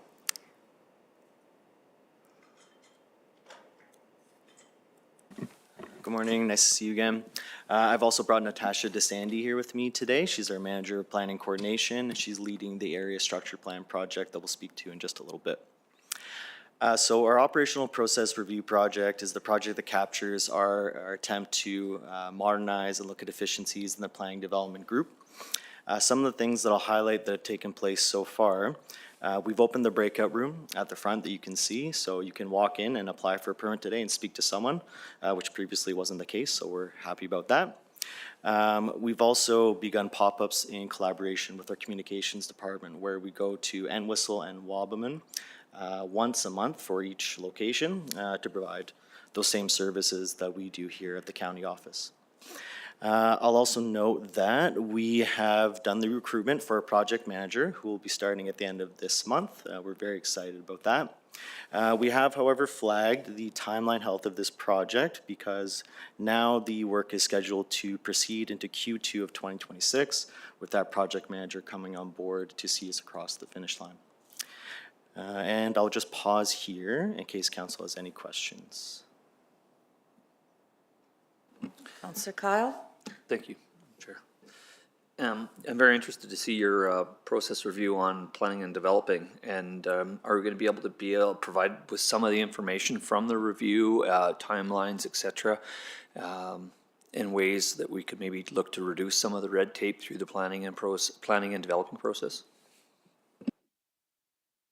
Yes, absolutely. So internal workshops have begun, despite the project manager not being on board yet. The teams are individually meeting in collaboration with the performance pilot project to determine some of those targets for timelines and key performance indicators that planning development can use to understand if we're delivering the services in a more efficient way than we are present day. We're also working closely with our IT department to develop better reporting and metrics to understand what our present timelines are, and then we can, look at a target, shoot for it, and measure it. And we will be having those discussions with council. Councillor Olson? Thank you, Madam Chair. I'm really excited that you guys are going out into the community in Wabamun and Entwistle. I'm hoping, fingers crossed, that it's not a pilot project. Like, if nobody comes for the first little while, I think it takes time for it to filter out to the community that that's an available service. I will certainly do my part on sharing any posts you make, social media posts of that nature. So I'm just encourage you to stick it out as long as you can, and hopefully it'll come to fruition and be helpful. Thank you. Sure. Sorry, I can just also note that just to kind of further discuss things that we're offering for the community, we recognize that it's a large geographical area. We are now offering chat with a planner services that you can book through the website, where we have time slots available every week that you can register for, and you can meet in person if that's your preference, or you can choose to have a video conference with us, a telephone call. It's completely up to the resident what they'd like to do, and those are available weekly, and they're on the website for booking. One comment that I have, has it ever been looked at to provide a permitting person in the more dense populated areas?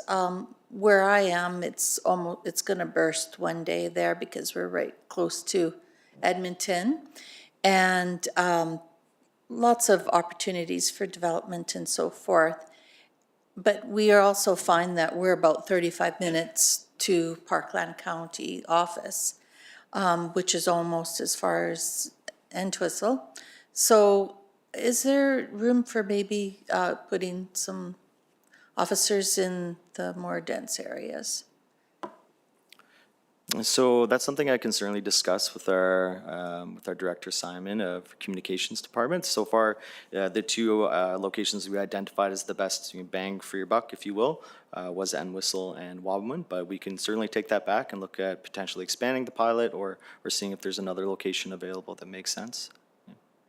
Maybe just to add, just part of the rationale why we used Entwistle and Wabamun as the pilot is because those are county-owned facilities, and so it was just easy for us to have someone from the county there. But yeah, we can certainly look at some other areas and maybe look at utilizing community halls or something else. We would just have to be mindful of the technology and the setup. I thought that there was some conversation about having somebody at Atchison. Is that happening, or? So that was being done in collaboration with the Atchison Business Association, where they were hoping that we would provide some level of a physical presence at some regular interval. They have asked to just take a step back from that for now, and they're looking to engage with you since you're all here now, and decide what that might look like, moving forward. So I would expect that they'll be reaching out to you soon.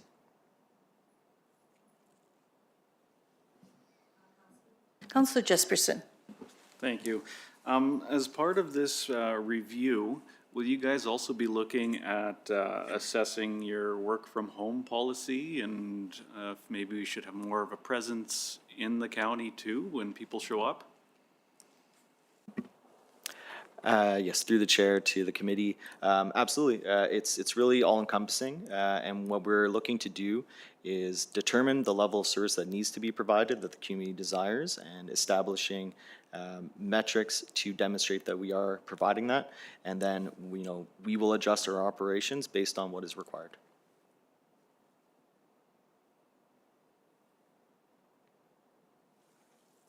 Okay, no more comments or questions? Okay, thank you very much.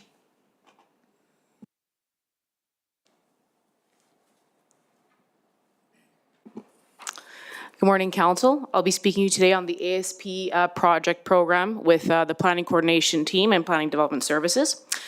So the ASP project is being completed to support the county's efforts in bringing our 13 statutory plans into alignment with the MDP, which is a municipal development plan.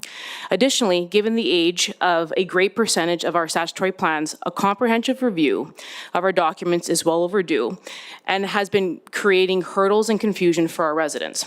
As part of this project, administration has looked at how ASPs function in the county to better understand size, scale, and how they can be best support the overall initiatives of council and the residents and administration.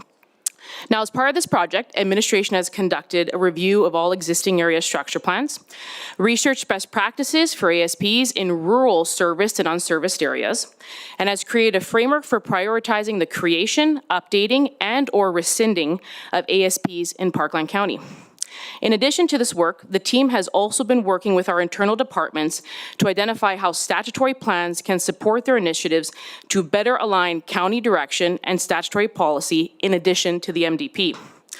When completing a comprehensive review of the existing ASPs, the challenges the team has noted are: ASPs across the county do vary in scope, level of detail, and technical background.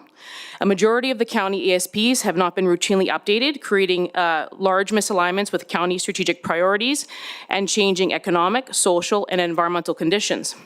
This has created barriers and uncertainty for the public, applicants, and county staff.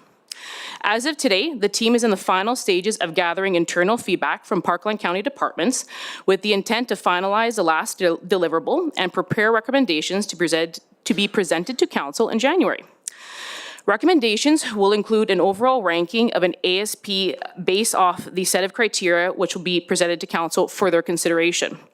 This ranking will include potential options where an ASP may be recommended for rescinding or a major overhaul. This will allow council to review all information and considerations and provide feedback if they agree with the approach prior to moving forward.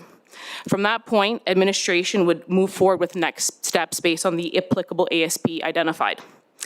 I will note that we also, similar to Lois, had a big October month. So our overall progress has actually gone up to 80% to allow us to be able to present to council in January of 2026. And as a small additional note as well, as part of the approach to bring on more industrial land in Acheson, the team will be presenting to council on December 2nd the approach to amend the Acheson area structure plan to unlock previously identified constrained lands to bring more land online for industrial development in an already designated area. Thank you very much.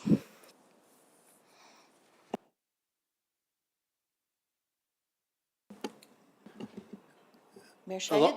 Thank you very much, Madam Chair. A lot of work I had for the department and reviewing the ASPs. I'm sure when staff look at it, they're probably as confused as some of our residents with what's included in some of these. I'm wearing Councillor McNabb's hat here because I know Councillor McNabb would want a point made that we need to look at other areas as well, not just Acheson, to diversifying our land base for non-residential development. So I have faith that that is being looked at as well, and not just, in all areas of the county. I think there's some untapped potential. We've got the industrial park in Entwistle. There's opportunities, I believe, in Tomahawk and Division 5. So having a thorough examination of what are the opportunities moving forward, and looking at creating employment opportunities throughout Parkland County. Thanks. Through the chair and to the committee, so we will be presenting the framework and what we perceive as the the best prioritization. We'll explain the the way we arrived at that, but we're also very interested to hear your vision and what you believe are the priorities. So we're looking forward to that discussion too. And so I'll move on to the land use bylaw redesign project. This one you won't be seeing again. It's complete, so we're very happy about that. There's still some remaining training and education materials that you might see roll out into Q1 of 2026, but this project is largely finished. Now what we're doing is moving into an operational process by which we perform a land use bylaw omnibus amendment once per year to ensure that we stay up to date with current trends, construction, as well as just the needs of our community. And if you just have any additional questions, we're happy. Any questions or comments on that? Okay. Okay, we'll welcome up our next group. Clarence Wong, Director of Strategic Growth.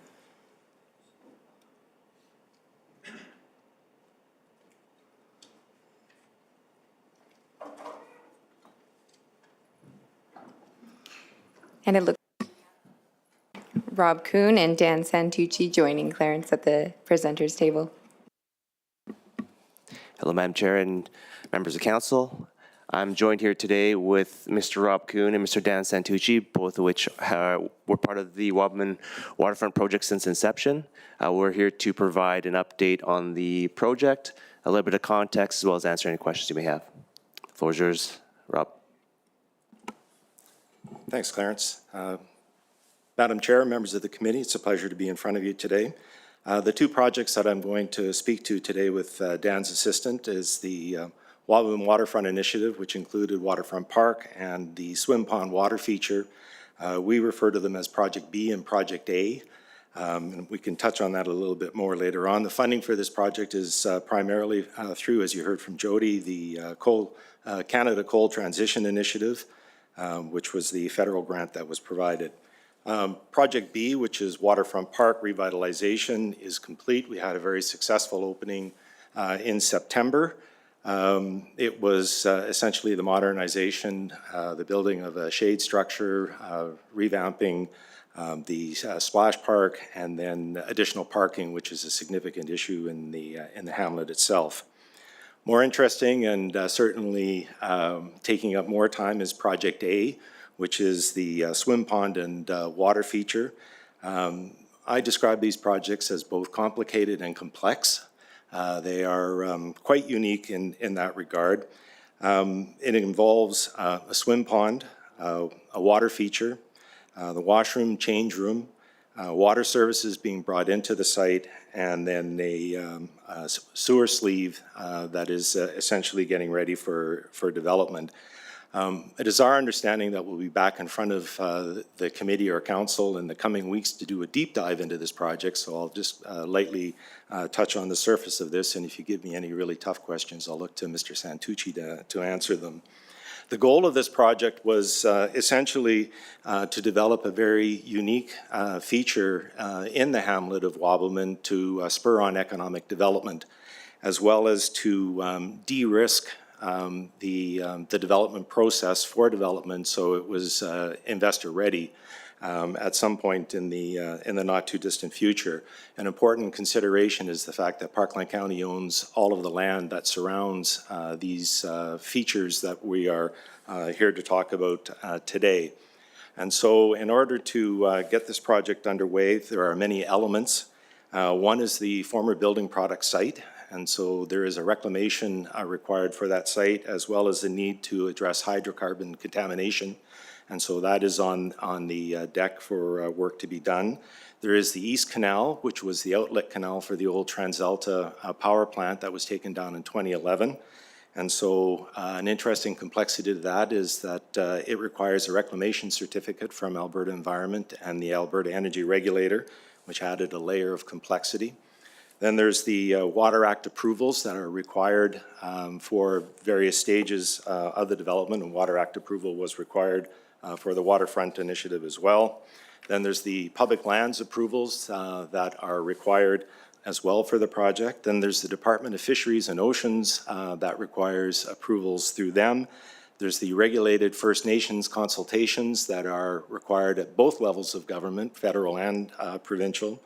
We are crossing the CN main line, which carries its own interesting challenges from the often silent CN. And then we have our neighbor to the west, Summer Village of Point Allison, that we have to be mindful of the relationship and the ongoing relationship with Parkland County. There's a whole lot there and a whole lot that we can certainly speak about, but I understand we've got 5 minutes, and so I'll just keep on moving through. With regard, you can see on here, we have some red on both budget and timelines. I'm happy to say that the capital construction budget has improved dramatically over the last little while, and we are now just working to ensure that we have sufficient contingency to undertake a major project of this scale. But that doesn't mitigate or eliminate the fact that the budget is remaining challenging as a result of the tight timelines that the federal government has placed on this project, notwithstanding all of the regulatory approvals that we have to go through, and it has been challenging in that regard. With regard to timeline health, this remains probably the most significant hurdle as we're trying to work our way through. The regulatory approvals are significant and the associated processes that have to be gone through.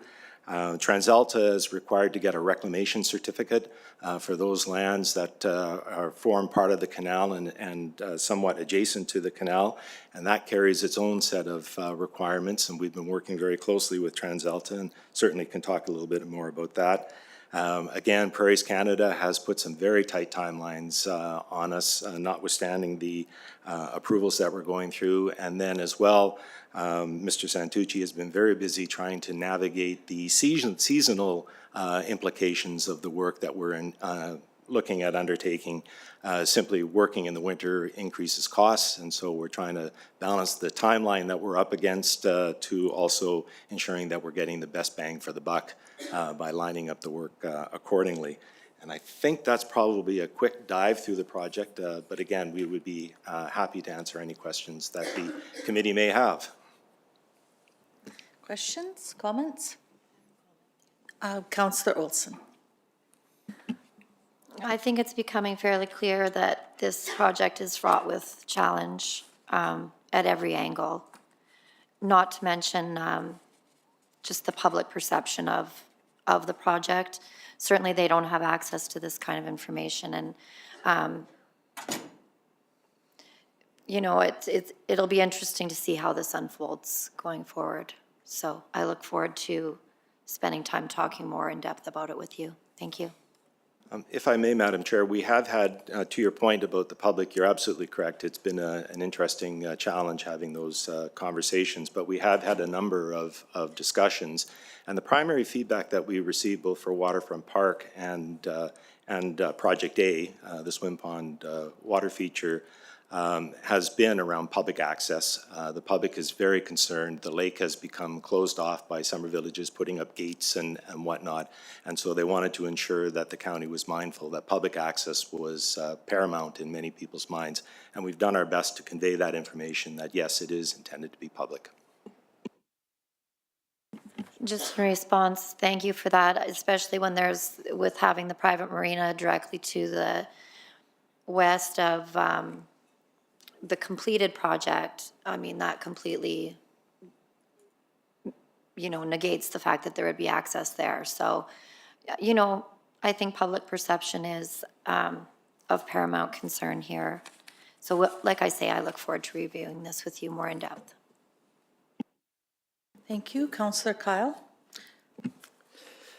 Listening to the presentation, I understand you got a lot of hurdles. I think we're coming up on a pretty hard deadline of late or early March, right, Jeff? Just food for thought for our council perspective is if we don't meet that deadline and we decide to continue, just ballpark figure, what is the cost of this project that the council may bear if we don't meet the budgetary requirements for the grant? This goes to the complexity of the project, and it's been designed essentially on the basis of dominoes.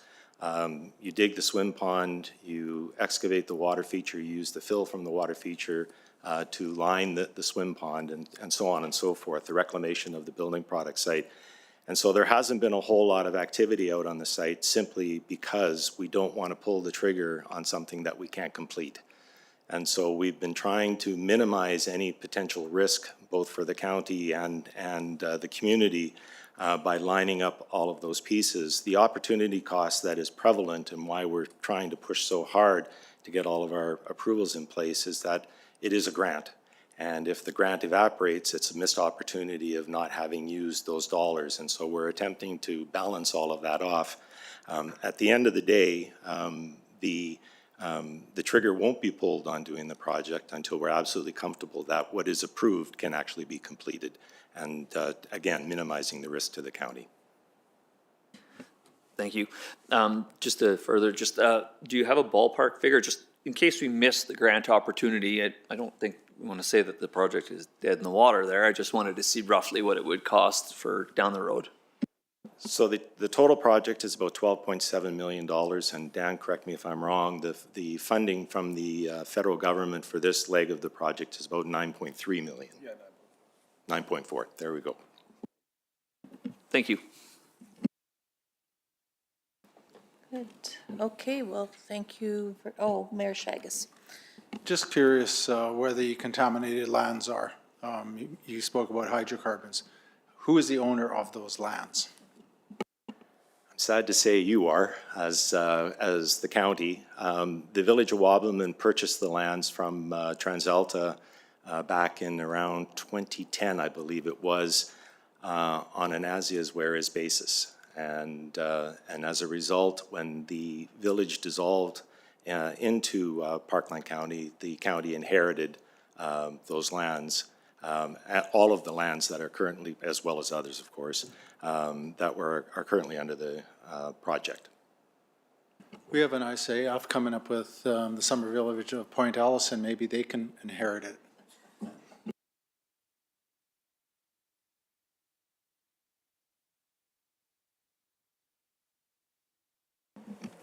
Thank you very much, gentlemen.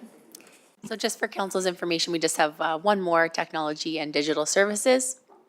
And we have a brief update from engineering and road maintenance, and then we'll go into closed session on the RCMP. Thank you, Ms. Swain. So next up, we have Technology and Digital Services, and joining us is Dawn Jenkins, Interim Chief Information Officer, and Lisa Showman, Service Management.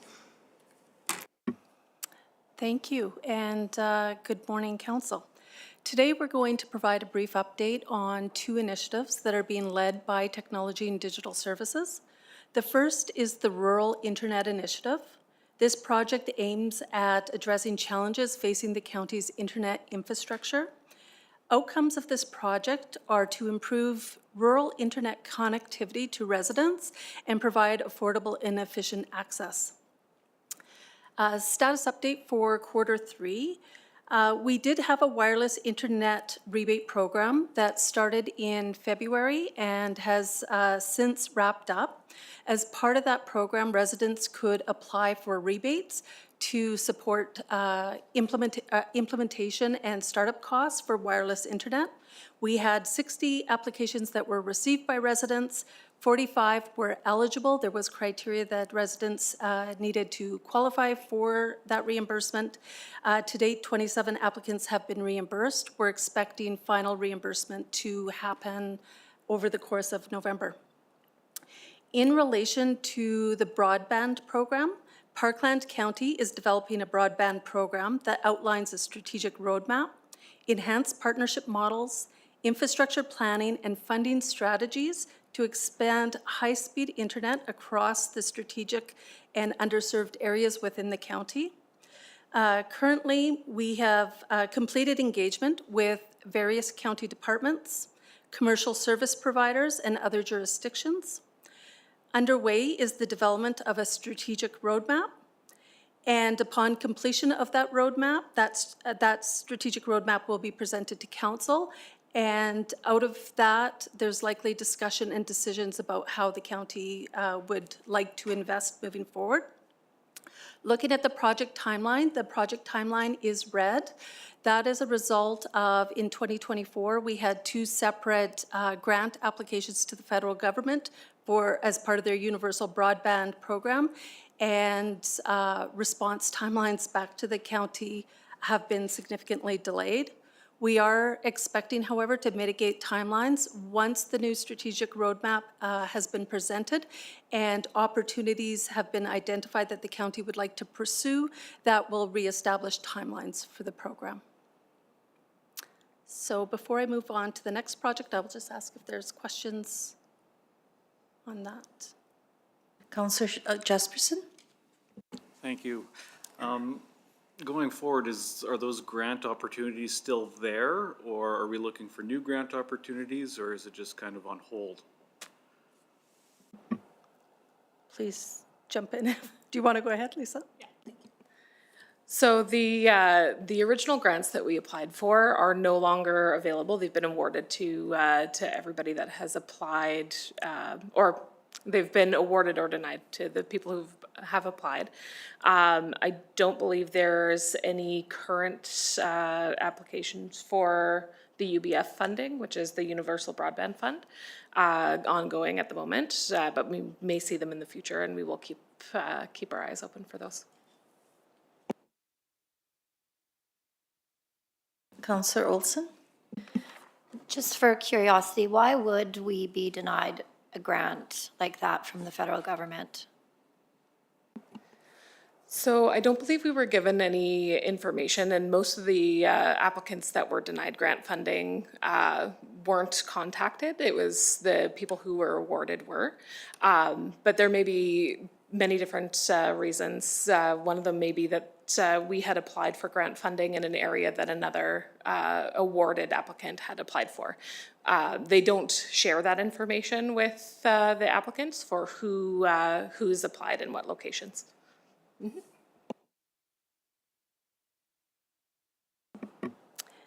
Thank you. The next project that I'd like to update you on is called the IT Optimization Playbook. In 2023, the county undertook a comprehensive review of how the county's internal information systems operates, which resulted in a number of recommendations, and that is now known as the IT Optimization Playbook. As you've heard today throughout projects, not only does technology and digital services have its own projects that it's leading and bringing forth for the county, but we support a number of projects with the other departments supporting the strategy of council. This project implements the key recommendations from the IT Optimization Playbook in phases and looks at people, roles, how we're structured, our processes, as well as skill sets to be able to support the county now and the county in the future. In the way of project health, we are agreeing across the board. We are just recruiting. We have 2 positions that are currently vacant that we are working to recruit into. So our recruitment is about 90% complete, and we are underway with training where we had identified skill gaps related to things like advanced technology and professional practices such as cybersecurity, project delivery, etc. So free for questions if there's any questions on that project. Mayor Chagas. Question probably directed more to senior administration. Have we looked at creating a business unit here, like a profit generating unit, like our ECC 911 call center, providing IT services to some of these smaller municipalities? You know, you mentioned about cybersecurity, which is a huge risk for government's private enterprise. I'm not sure whether a lot of these smaller municipalities have the capacity. I don't know if they have the capacity to pay for that service either, but I'm wondering if we've explored that as a potential new source of revenue. Thanks. Madam Chair, to you and through you, the county is in the initial stages of looking at our capacity and assessing the need of those other municipalities. I think that the assumption that there are some municipalities out there who don't have the horsepower of the larger municipalities and could benefit from a service as well as having benefit to the larger municipality of that service by economies of scale or some kind of cost-sharing arrangement is a logical next step. So we are beginning to look at those things. And if we are starting to look at that and undertake an analysis to prove a business model, maybe there's value and benefit in partnering with other, some of our neighboring municipalities. Thank you.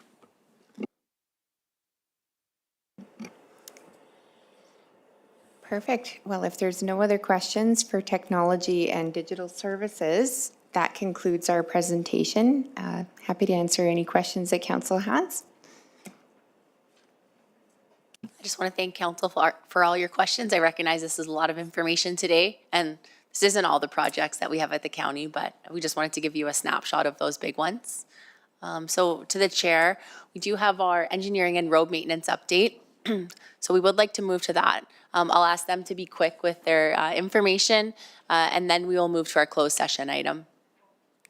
Just one moment. We need to put the motion on the floor. Councillor Olson, if you could please do that. Thank you, Madam Chair. The proposed motion is that the performance and project update report November 2025 be received for information as presented. Any further questions, comments? Okay, then I will call the motion. All in favor? Okay, that is carried. And now we are moving on to our engineering and road maintenance update. Thank you, Madam Chair. Please welcome Jody Hancock, Director of Engineering, and Trent Tompkins, the Director of Road Maintenance and Drainage, who will provide departmental updates and address any questions that the committee may have.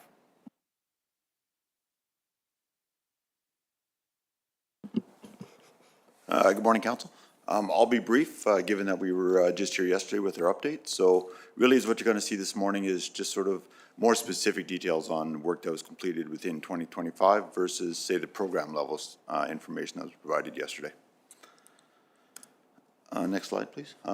So again, as I mentioned yesterday, maintenance is a year-round cycle.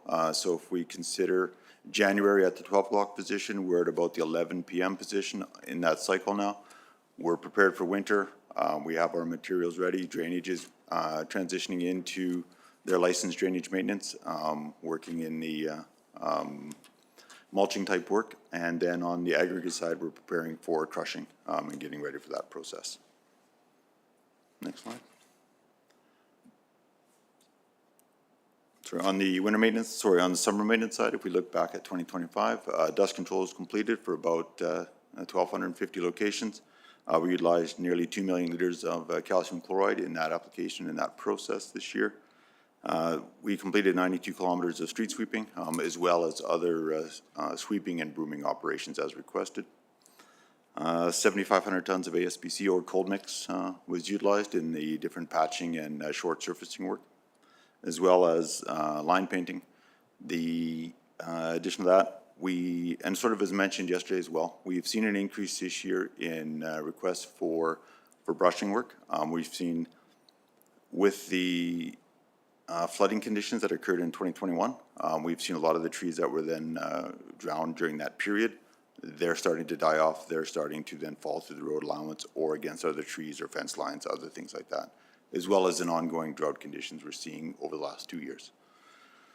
As well as illegal dumping, we see it across the county. We've seen an increase over the last few years of miscellaneous household industrial type materials being dumped. Usually not in a easy retrieval area. Sometimes we have to, go down the ditches, do whatever, or through banks down the river. Just with that, as we move into the winter, we're looking at, again, as we mentioned yesterday, we've got our equipment is ready to go.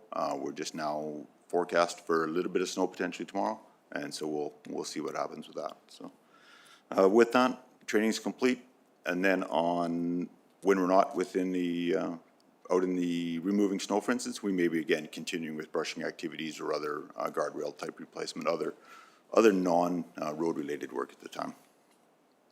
Just one other quick note with our infrastructure. Again, as we talk about around 2,200 kilometers of total road, we also have 359 subdivisions within Parkland County, which we stand well above other regional municipalities, or really anyone else in the province, I would suggest.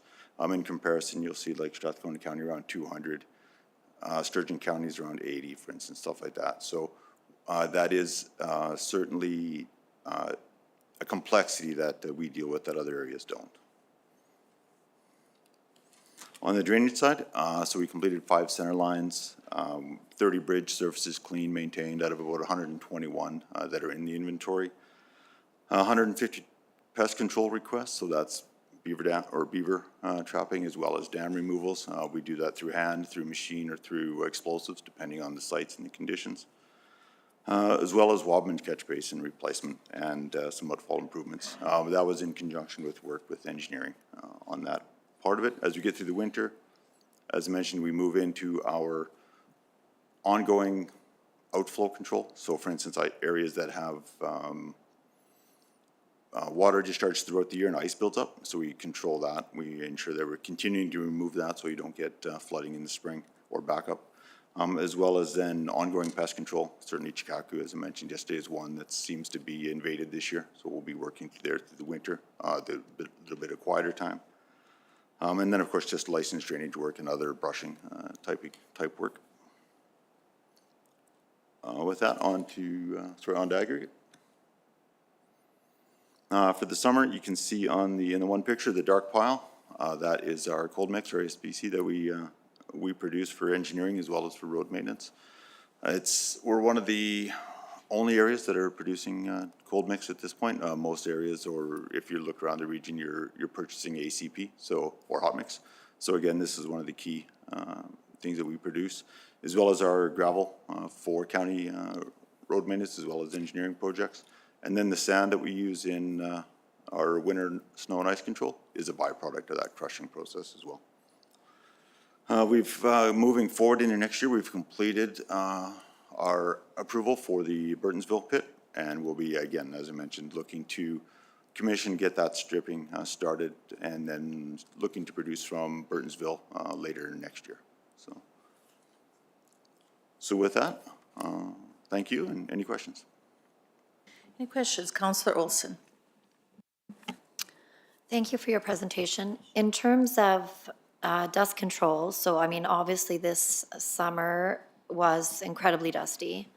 It was terrible. I had many comments and complaints as I made my way through Division 5. And of course, all the usual complaints about why their subdivisions aren't paved, you know, legitimate concerns on their part. But is the calcium chloride the only method of dust control that we're currently using? And is it also accurate to say that that is at the cost of the homeowner or the landowner, the piece that's in front of their property? Yes, so in terms of materials, we use calcium chloride primarily across the county. We do have a number, if we look at we have two policies related to dust control. One is related to range and townships road, the other one is related to subdivisions. So if you meet our policy in terms of you're on a range or township road, you're within 150 meters, that is applied by the county at no charge. If you're in a subdivision or you don't meet that threshold, then there is a fee for that service. We do also offer, besides the calcium chloride, there is the opportunity for full cost recovery on another material. For instance, if you wanted to go to an oil dust control like MC250, for instance. Councillor Kyle.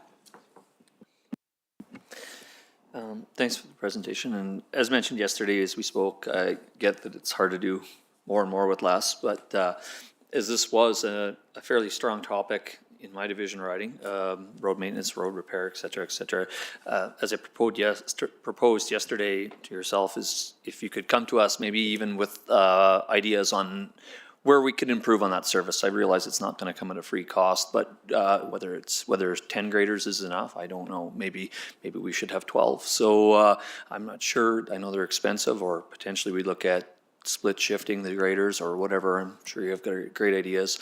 And then also from our engineering perspective presentation, we heard lots about Atchison, which is really great, but I'd maybe see if we could work together with yourself and engineering to start looking at some of metrics on how busy our roads are, which roads get improved based on numbers of cars, et cetera.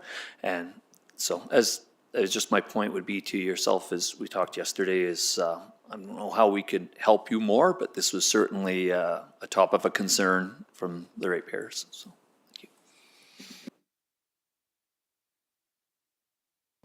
Councillor Jesperson. Thank you. A couple of questions regarding the cold mix versus hot mix. Again, when I was door knocking, there was a few areas where they felt the quality of the cold mix application was subpar and it was quite rough. And I saw a few where I'm a little bit worried about when we start doing snow removal and how the trucks are going to go over some of those areas.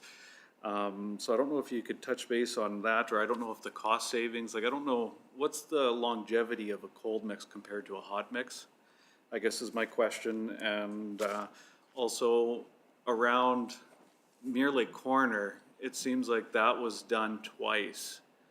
And I'm not quite sure if that was in the plan or if there was something that changed through there. And I'm just wondering, was that a mistake or what happened there? And before you answer that, if I might augment that as well, because that was a question I was going to ask. If you can come back and, I don't know if you have the figures with you now, but the price difference between cold mix and asphalt, including the ongoing maintenance and life cycle as well, because we have to look at it from a holistic perspective, not just the initial application, but what is the life cycle and the ongoing maintenance costs on those, and maybe with the gravel roads as well. And I'll just throw one more in. Do we have an indication of how many of those corduroy roads that we still have that may have to be rebuilt in the next 10, 15 years? Thanks. Okay, so I'll get through a couple, and then I'll really on the asset management side and the sort of that upfront capital cost versus maintenance. I'll pass that a bit of that discussion on to Jody to address that portion of it. And certainly with the corner on by Mirror Lake, as that was laid down as a cold mix surfacing on the first approach, and then with the slope, it didn't compact, unfortunately, for us at that point. And so is what you saw was some of that rippling and that transition. So at that point, it was, we couldn't recompact it. It was to take it out. We've reused that material, but it was, it didn't sit. And so then it was go back, redo a type plate on it. We actually had the engineering crew come in and help us relay that, and then do the shoulder, the lower shoulder as well, with the topsoil and reconfiguring that entire corner. So no, absolutely, that was one that certainly didn't turn out as we expected in the first try. It was then doing it right. So. With regards to asset management, that's an area that falls within engineering, and we do a ton of work analyzing and assessing life cycle of assets, roads, paved roads being the largest and most expensive asset that the county has. Just for frame of reference, ACP, hot mix, is about a 20-year life cycle. Sometimes we get 25, 30 years out of it. But we use 20 years as a measuring stick. Cold mix, or ASBC, asphalt stabilized base course, just ASBC cold mix, you get about 10 years. That's our life cycle plan for that. Sometimes you stretch it out to 15 in the Grumini area that's really sandy and has great drainage. That stuff lasts 20 to 25 years. But typically we plan for a 10-year life cycle, stretch it out to 12. The other process that we use for rehabilitating roadways is chip seal or graded aggregate. We lay that down and then that gets about a 10 to 15-year life cycle as well. That's really, if you take it as a roadway, it's like laying saran wrap on a road, filling in all the cracks and crevices, making sure water doesn't seep into the base. It's just, it doesn't change the condition of the surface of the roadway, but lays a sealant on the roadway. Cost-wise, if you had $1 to spend, a hot mix roadway is about $10. You know, it's 10-to-1 ratio versus a lower cost chip seal repair. And an ASBC cold mix overlay is about 4-to-1. So, you know, if you got $1 to spend to do hot mix paving, it's $10, and to do cold mix paving, it's $4. So 20 years, it's $8 for a cold mix road, and it's $10 for a hot mix road. So again, there is a substantial change. The other thing that we have in the county is that the hot mix paving is done purely through contract. We are not geared up and set up to do a lot of the hot mix paving in the county. That is contracted out 100%. And the reciprocal is the cold mix is done with county resources, with county teams. You heard Trent talk about the aggregate pits, mixing our own cold mix. We find all kinds of cost efficiencies and abilities to go out and do quick, fast repairs We can do 100-meter sections of road, or we can do 5-kilometer sections of road. So the flexibility to move and adapt with cold mix has its benefits. The other side of it is what's underneath the roadway. If the base has not been built to a solid, rigid state, cold mix must be applied. If it's a good, solid state, if the road's been built in the last 10 to 15 to 20 years, you can do hot mix paving on it because that pavement will last. Many of these roads, as the mayor is talking to, softer road bases, undeveloped road basins to today's current standard. If you put a hot mix pavement on that, it'll crumble apart and it'll last 3 to 4 years.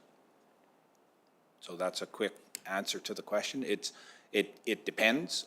When we do development and development reconstruction, new subdivisions, new rural areas, they do hot mix paving because we get the longest life out of what the developer's putting on the table.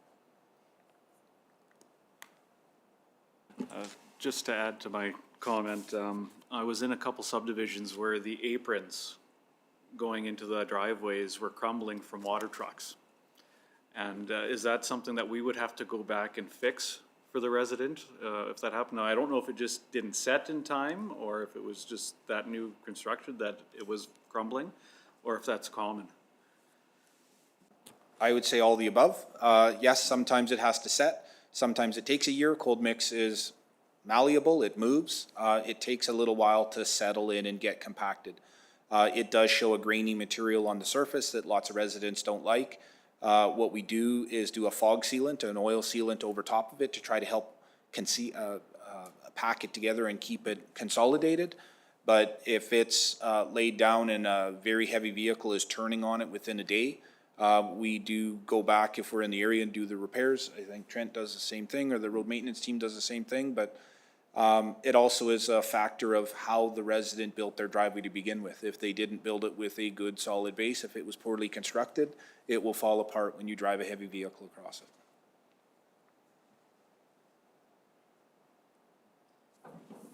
Any more questions or comments? Okay, thank you very much for the report. And just to be mindful of our guest time, I would just suggest that we move to the RCMP update and then we bring the engineering update back immediately after our special council meeting this afternoon. We have a little bit of time, and so we'll figure that out on our end if that is okay with the committee. Do we need to go into closed session for that? That's what we'll move to next. Yeah. Okay, so that's what we'll do now. But we'll pass the motion, could I have Councillor Kyle? No, just this item, we will, maybe Odessa can speak to the process for how we'll handle this one. We're just going to table the remainder of this item to later in the meeting. And we'll move to item 8.1, which is the proposed motion to go into closed session. Okay, so we will be going into closed session. I will ask Councillor Kyle to put the motion forth. Proposed motion is that the Governance and Priorities Committees convene. Okay. Proposed motion is that the Governance and Priorities Committees convene in a closed session pursuant to Section 197 of the Municipal Government Act, and to meet in private to discuss matters protected from disclosure by Section 23 of the Access to Information Act. Okay, well, thank you. I guess we'll take just a 5-minute break. So we'll just reconvene here at 1:45, so 11:45. Yes, go ahead, Mayor Shagett. I support that motion. Oh. How about the rest of you? Absolutely. Okay, let's Thank do you. that. Thank you.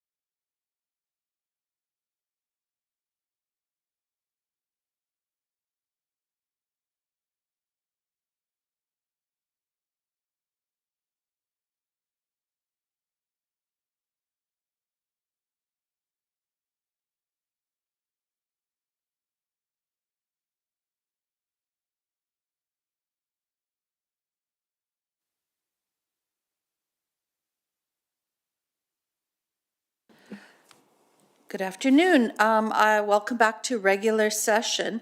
I wish to confirm that the only motion made in closed session was the motion put forth by Councillor Kyle that the committee revert to regular meeting session. So moving back to agenda item 6E1, engineering and road maintenance update. So I'll turn that over to Mr. Jody. Thank you. Appreciate that. I appreciate you taking more time in the day to go through this, and I'll try to be quick and efficient with time because I know you got other things to look at today as well. I'll start with all the pictures that you see in the presentation are all active construction sites from this year, stuff in places that we were at this year. This is a picture of Prospector's Point, the grader dozer operator working on a slope that's pretty steep down to the North Saskatchewan River. So there's more information on that. Next slide. What we're going to talk about are some updates on roads, bridges, stormwater, water, wastewater. You'll hear me talk about those things often. It's the assets that we have our capital program around. And then there's some development activity, and I say other, but that's the non-county activities that I'll touch briefly on, and I know you're getting a bigger update on that in the days to come. Starting with roads, Prospector's Point, this is underneath the Devon Bridge. Again, a project that Councillor Couture-Johnson's been very interested in for the last little while. We've paved the roadway as of last week. So Thursday, Friday, it was paved at the bottom underneath the bridge. There's still from the bottom of the hill all the way to the top of the hill to fully reconstruct. We're going to pulverize the roadway and rebuild the structure and repave it next summer. So it'll be open for the winter. I know we've had closures, intermittent closures on the park. That's why it gets kind of almost a sad face, but not a full sad face. And I put a little logo beside each one to kind of where we're at and whether we're happy or sad or where the things are going the way we want them to. But the road will be fully reconstructed by the end of next summer. I have a quick question about the funding. I was unclear if the province funded some of that project. They did not. We put in a grant application under the STIP program. There is a component of the Strategic Transportation Infrastructure Program that allows for park and park access roads to be funded through that grant program. We did put in an application in November of last year and it was denied. Sundance Road is a project that we're working on. We're not looking at rehabilitating the entirety of Sundance Road. There are some, lack of a better term, roller coaster portions, some differential settlements in different parts of the roadway that really create an undesirable stretch of road. It's about 500 to 700 meters long. We'll look at that. The design is complete for this year. It'll be ready for construction in the summer of next year. And again, when I say ready for construction next year, that is all subject to council's review and approval of the budget. The next one is 114th Avenue widening. This is a project that's in the Atchison area by the Petro-Canada, the Hayworth. This is east of Highway 60. A number of years ago, we reconstructed the intersection of Highway 60 to allow for the dual left turns in all directions, which was great and desperately needed for the area. We're now looking at expanding the roadway to 4 lanes, not for very long, but for a short portion to accommodate the truck movements in and through that area. Again, we have a problem with successful business and growth, and that brings traffic, and now we have to accommodate that traffic. So it's got a sad face there because we're having some challenges with land acquisition. So there's existing businesses. The right-of-way that was originally taken wasn't sufficient enough to build out the 4-lane roadway.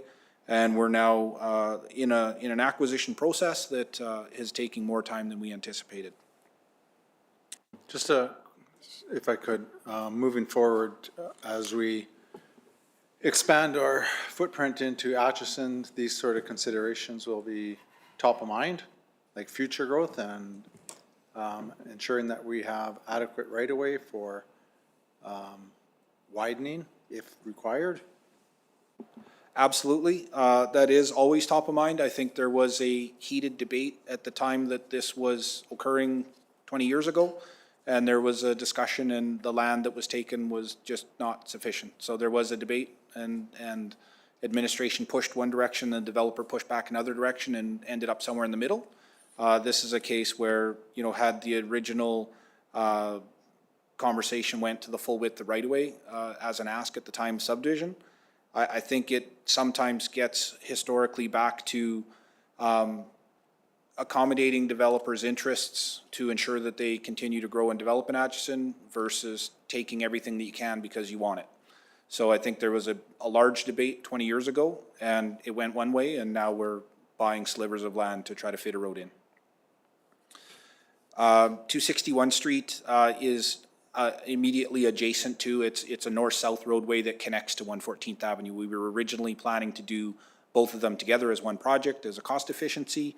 261 Street does have some issue underneath it. It is falling apart, and it's got some kind of water break under the roadway. There's some leaks, so we have to go in there and fix that. We're going to separate the two projects, do 261 next year, which we can put in the budget for next year, and we do have high confidence that we can construct that. That does not need any land, so we can go ahead with that and make sure we're taking care of that repair that's required.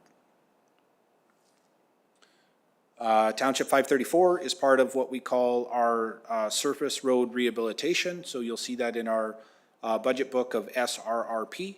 So we have options of fully reconstructing roadways, or we have options of constructing pockets of roadways that have failure points. So this is a project where we had a few locations that were historically failing, but not the entire length of roadway.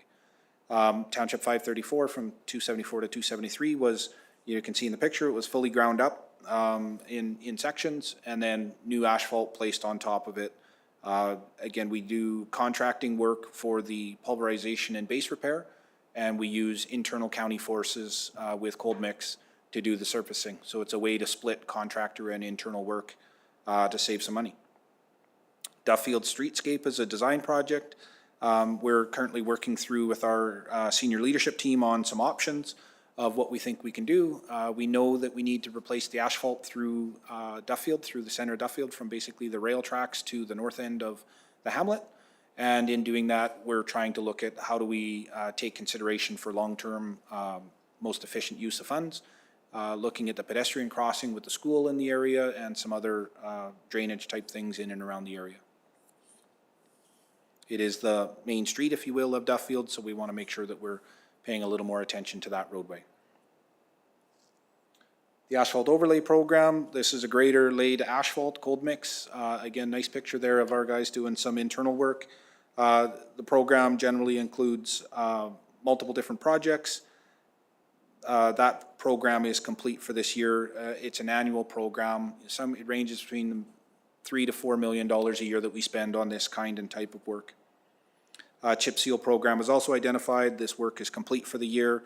Again, an annual program that we do. We talked a little bit about it earlier today about the different kind of treatments. And I think we have a time where we'll come to council and talk a little bit more about the road program and the different kind and type of treatments. But this one was completed 15% below the anticipated budget. We tendered it out at the right time of year and had some really favorable bids on that for this year.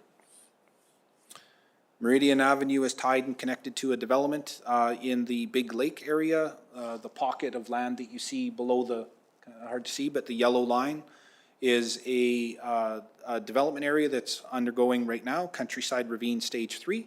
Stage 1 and 2 were built many years ago, and Stage 3 is under construction right now. So this is, the developer is building from where the road ends today to where the new entrance to the subdivision is, and we're looking at building the remaining piece from the missing gap, if you will, between the two different communities. Again, trying to close a loop to have circular connection in the neighborhood. Range Road 35 north of Highway 16. This was a design refresh for the year. We completed a design in 2018. We were looking at scheduling it for construction in 2026. We have bumped it to 2027 to manage, make fiscal budget decisions, and again, we're ready for construction with that project. Range Road 14 was a guardrail replacement, so we finished that project in 2024. And there were some concerns brought forward by the residents. I guess their comment was it was a bit of a bowling ball effect where you had the side rail set up. There was new guardrail put in. They really felt it was tight. We went out there. It does meet all our standards and requirements, but again, it is on the lower end of the scale for adhering to standards. So We went out this year and bumped the guardrail back by about a half a meter each side. Lots of comments back from the residents that they were happy with that adjustment. They would have liked to see more, but that's as much as we could fit in the corridor that's there. Again, that project is fully complete. Streetlight installation, this is limited to the industrial areas, and it's a program that we're filling in the black spots or the blank spots. So it's really bad design to have a roadway that's lit, goes dark and is lit again. From a driver perspective, that puts a lot of work on the driver, and it also creates these spaces that if somebody were walking down the roadway, or if there's an obstacle on the roadway, you wouldn't see it as your eyes adjust from dark to light to dark again. So again, we're really doing infill in the gaps that through different stages of development, they built their frontage, and then there was a gap, and then there was another site. So we're really just trying to fill in the gaps. Yeah. Is the county using urban standards for the lighting, like same spacing? Or are we able to extend it further? There is a minimum design standard for the space. It's not necessarily the spacing of light, it's the amount of light that gets cast on the roadway. So you can have a brighter bulb and a dimmer bulb, you can put them closer together or further apart. We do use a minimum standard for the lighting. TAC, Transportation Association of Canada, is a group that helps put together a geometric design guide. They also have a lighting guide, and there is a, I don't know the acronym for it, but there's another street lighting group that puts together minimum light design standards for pedestrian visibility or object visibility on a roadway. So we do go to the lower end of the standard, trying to consider rural in nature, but yeah, we do adhere to some of that. We also have a policy, this dark sky lighting policy, that requires downward direct lighting. So instead of a light bulb pointing up in the sky that lights up everything, we have what they're called cobra heads that point downward and shine the light on the road, not on everything but the road. Does that help? Bridges are a big theme for us these days. Bridge 110, sad face there. We did an inspection report in July of 2024. The bridge was on a 6-month monitoring program. The structural failure underneath the bridge required us to close it. It remains closed to this day. We put in an application for STIP funding in the fall of 2025. It was not approved, so it was not constructed this year. We are putting together another STIP application for this year, hoping that we get a different result from the province. Again, we would like to construct it in 2026. It's subject to STIP grant approval and budget approval by council. Sorry, where are these bridge files? If you can share, because just the numbers really don't provide us. Yeah, absolutely. I missed that part. So 110 is north of Highway 16. It's on Range Road 271, north of Township 532A. So Rolling Meadows is a subdivision that's nearby that. This bridge is just north of Rolling Meadows. Crosses Adam Creek. Sorry, that's an important piece to understand where this thing is. Bridge file 7230, that was a bridge project. So this one is on Township 510, around Range Road 50 to 51. It's in between that. So the Tomahawk Cattle Company, or Western Ranchlands, is the company that's in and around there, if that's a familiarity for you. This was a large bridge file culvert, and so when we say we replace culverts that are bridge culverts, this is a great picture to show the size and magnitude of the culvert. So again, that's one of our employees standing inside admiring his good work. So, you know, when we say we replace bridge culverts, this is more what we're talking about. We're not talking about what you see in your driveway. This is quite a large structure. That one was started and completed this year. It's a great project for us. Bridge file 13218. This one is out in the Tomahawk area. It's west of Tomahawk, closer to Highway 22. I don't have the exact coordinates for that one, but it is in the western part of the county, southwest area. This was a design project only. We're putting in STIP grant funding application this fall. So we hope to complete that next year, subject to funding being approved. We also do a program called Bridge Assessment. So it's a provincial-led program. It's called BIM, Bridge Inspection and Maintenance. The BIM program is a standardized process for all bridges across the province. Every municipality would use the same process. It's a very routine, simplified process to do a quick inspection on a bridge and give it a rating. So the bridges, for your information, are, there's something like 70 to 80% are in the poor to very poor ratings across the province, and Parkland County fits what the rest of the province looks like. So, I'll put my plug in there. If you're at RMA and you happen to talk to somebody in transportation, plugging funding for bridges are really important. We're starting to see more and more bridges with problems, with closures, with special considerations, weight restrictions. We have one that impacts emergency services right now, and so it's a growing problem. It's been a conversation for a decade or more, and it doesn't seem to get addressed. Moving on to stormwater. Rolling Meadows has been a hotspot for discussion over the last couple of years for stormwater drainage.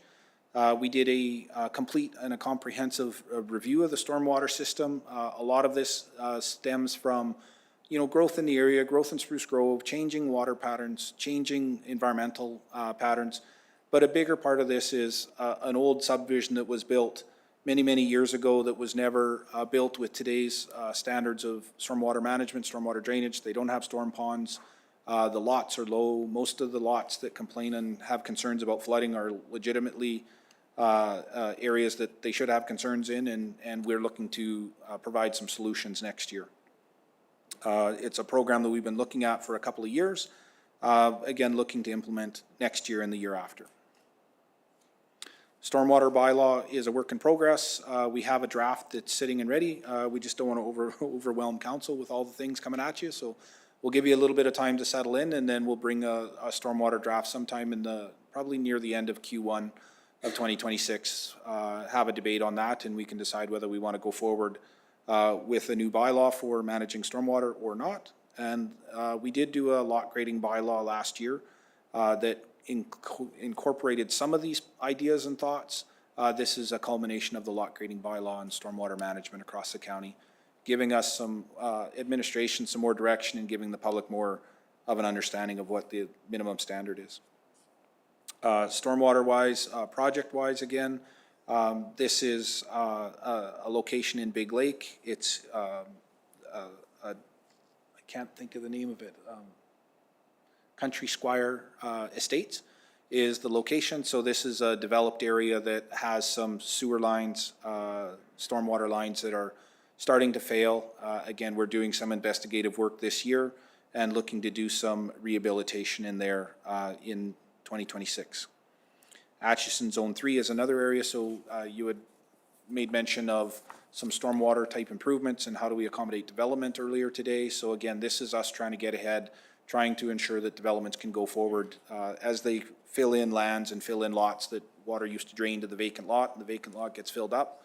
That creates different stormwater challenges. So again, that work in Atchison Zone 3 is trying to connect the ponds a different way and have water flow through with low-cost improvements versus high-cost improvements. The fence line renewal, which is the next slide there, this is our regulatory approval that allows us to make decisions under the Water Act.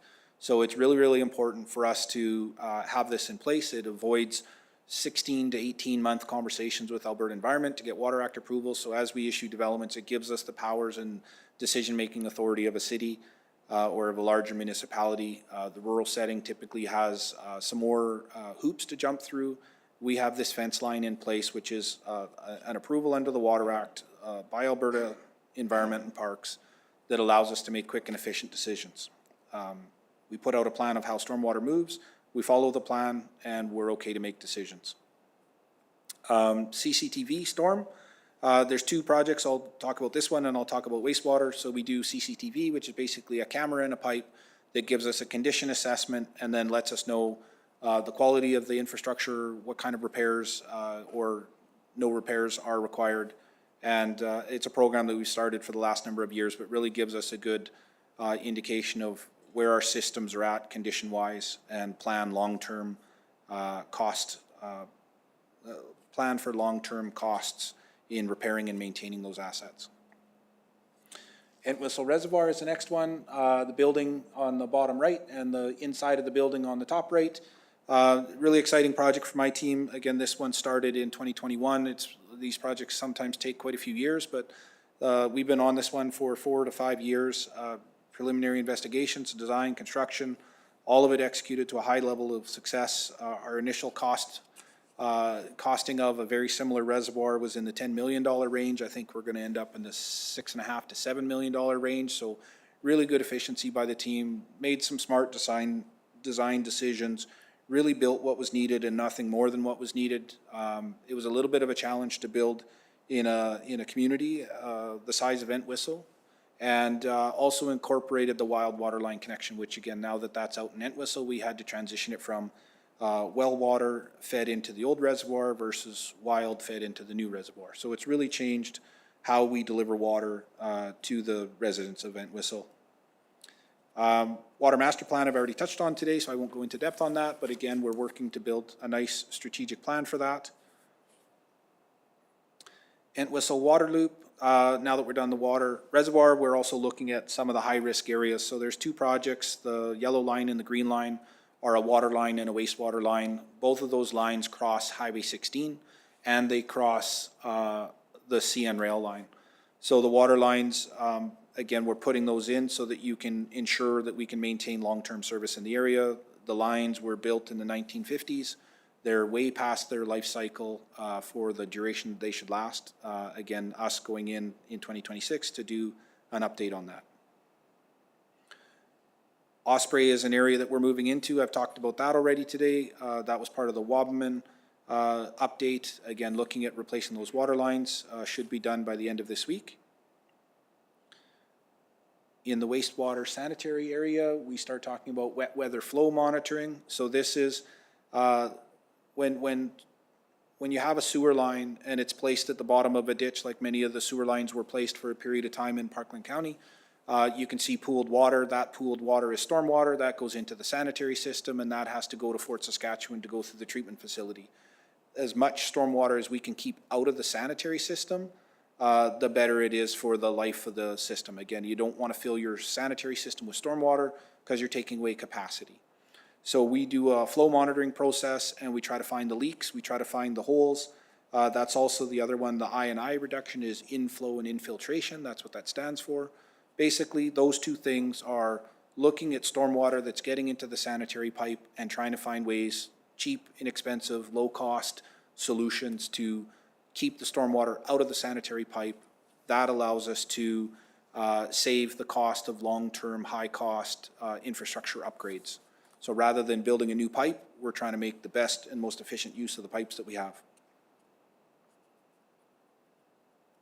Wastewater master plan I've talked about, sanitary I've talked about as well. There's a camera that's in a pipe. That's the kind of videos that we get. I got hours and hours and hours of videos. If you guys are bored one day, you need to go to bed, I can give you some camera and you can do some inspections for us.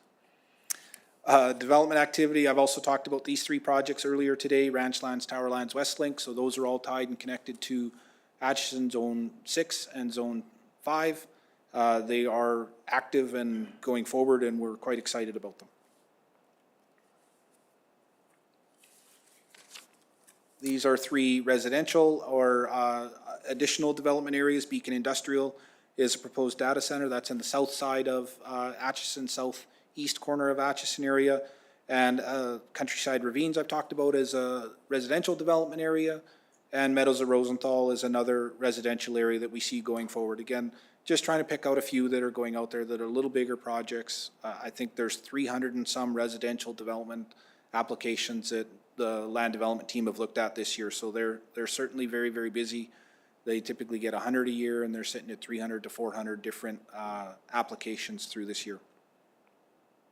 Some other kind of highlights for the council and members of council to hear about. The rural internet is installation. I've spoken about that as well. We're trying to push 400 kilometers of rural internet in the ground by March of 2027. And by we're trying to push it, we're trying to support external agencies in their ways and their methods to accommodate them as best we can so they can put as much in. Yellowhead Main Line was an ATCO gas line, a major distribution line in the west, far west end of the county. Acheson Big Lake TIA, I've talked about that and gave a nice briefing of that. Transit bus, so we put a grant forward and it was a 85% federal and 15% municipal. but we bought 2 buses this year. So there's 2 transit buses that we have bought and supplied to the city of Spruce Grove. And those buses are put in a pooled fleet that the 3 municipalities, Spruce Grove, Stony Plain, and Parkland County, equally share. And we use those buses to reduce our cost of providing the service to our residents, but to the tri-region as a whole. We put in the grant because it was very specific and dedicated to a rural service component. It had to be a rural community that put in the application. So again, that is a way that we leveraged grant opportunities to try to make the most of opportunity. Asset management is a program that we have going on in Budget 2026. I'm sure you'll get lots of that feedback. And one more? Yeah. I think we're also doing an Alberta Transportation Project update as well. So I won't touch on this, but there's a list of 8 projects that I'll give you an update on, detailed one by one, but those are the 8 activities that we have going on. I see this as update to GPC on May 20th, so there was a report done then, but we have some new and refreshed information to share of where these projects are at. But those are the ones that, as a group, you guys will get lots of questions on what's happening on those networks and those roadways and those areas. Any questions I can fire away with on those?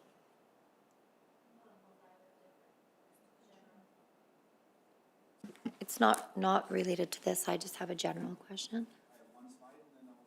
Yeah.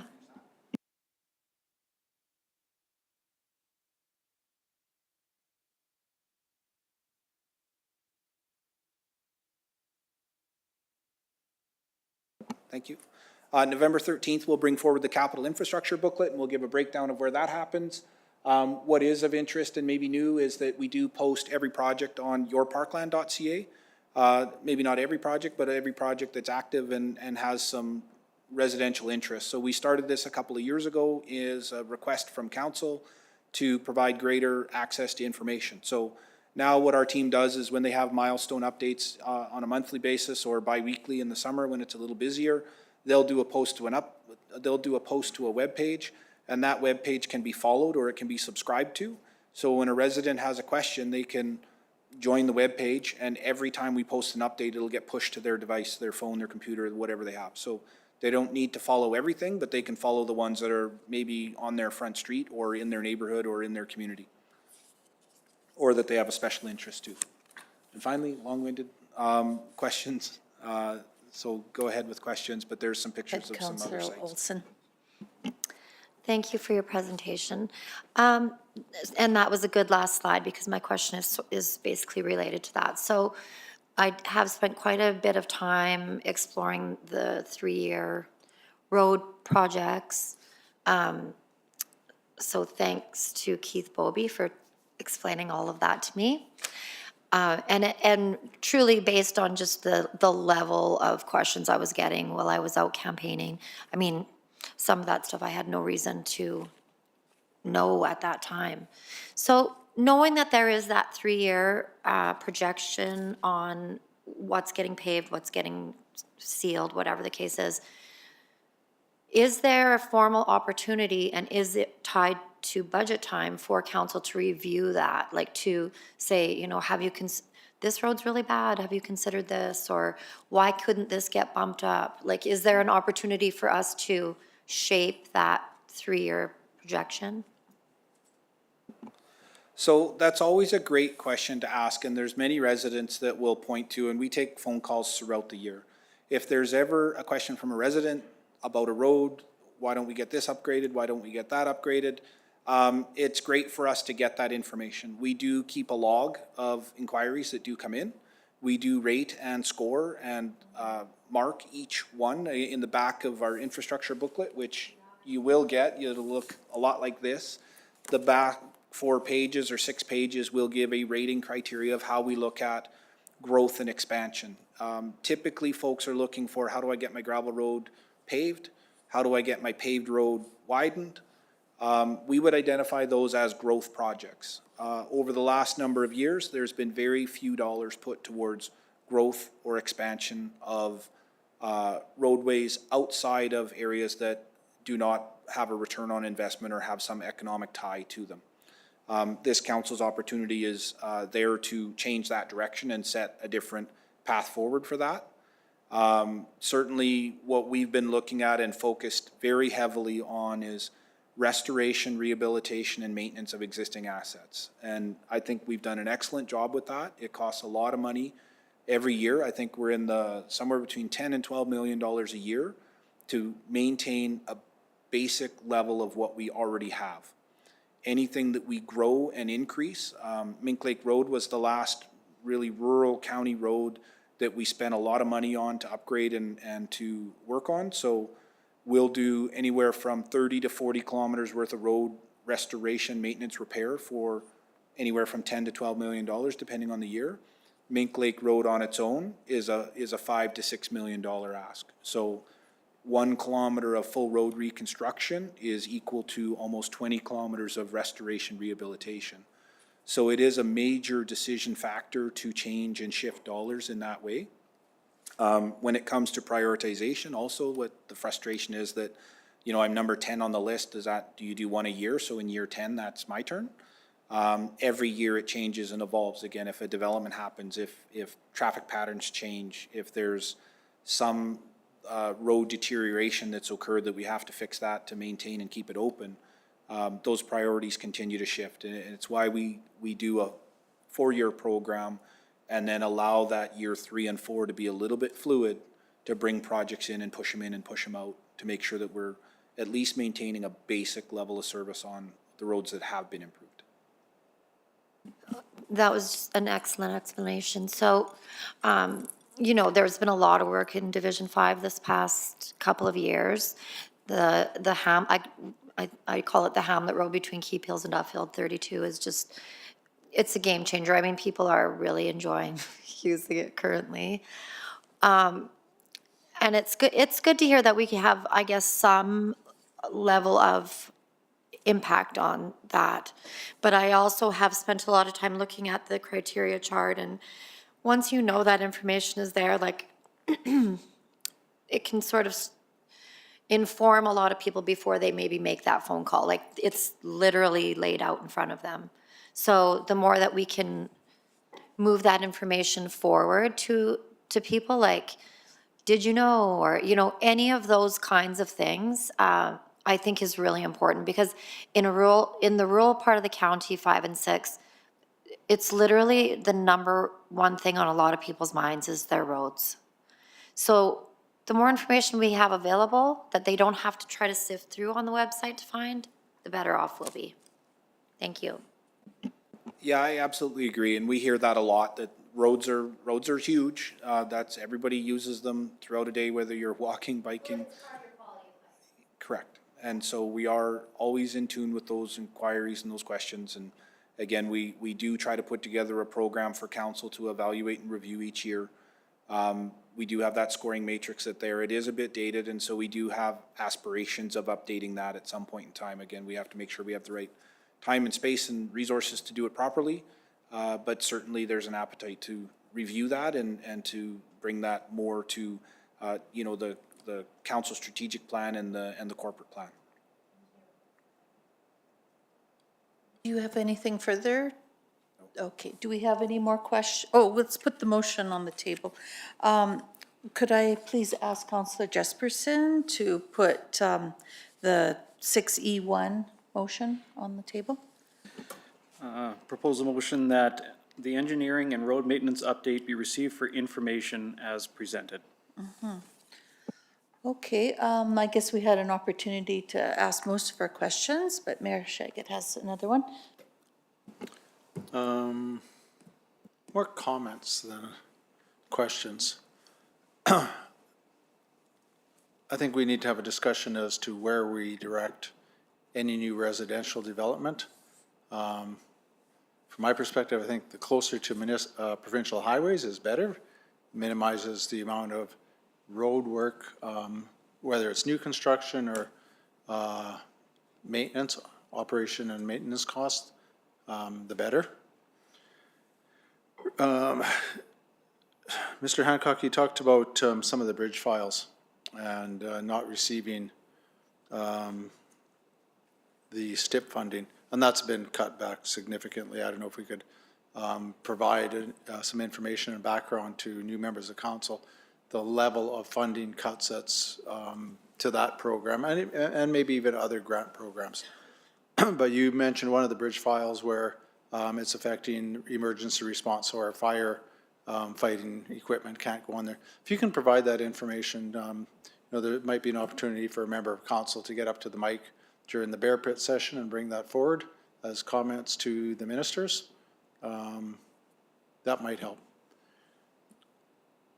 I think there's also opportunity, you talked about some of the legacy subdivisions that we have and the flooding issues.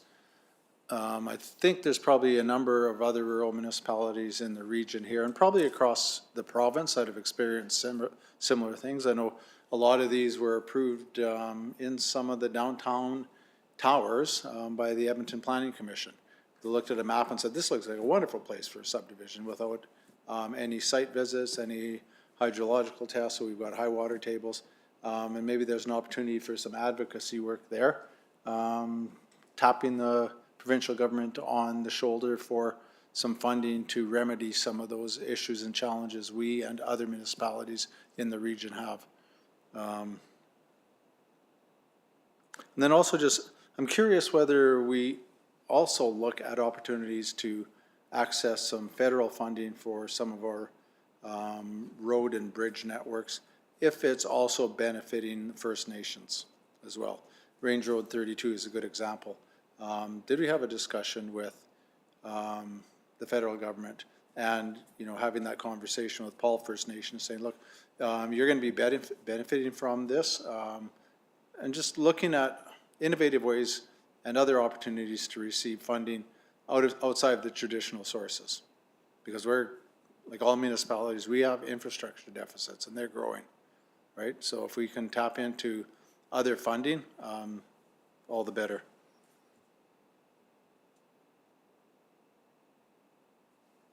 That's it. And if I can, I'll be careful to make sure that I'm clear that the STIP funding, we do get some STIP funding every year, but we're putting together 4 projects and we get 3 funded or 2 funded. So again, we're not getting the full funding for what we're asking for, and I get that they're in a place where they have to spread it out amongst all municipalities. Again, the bridge concerns are across many municipalities, and I think it's been a long history at RMA where there's been report after report after report that's been written. So there isn't a lack or shortage of information for the decision makers or policy makers or budget decisions at the province.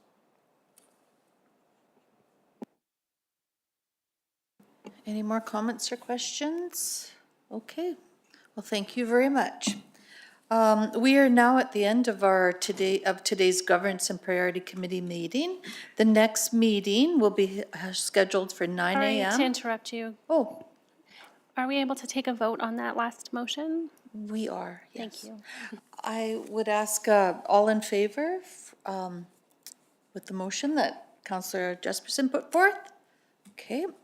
And yes, I do declare that we're at the end. The next meeting is 9 a.m. on December 2nd, 2025. I will call the meeting to a close at 1:40.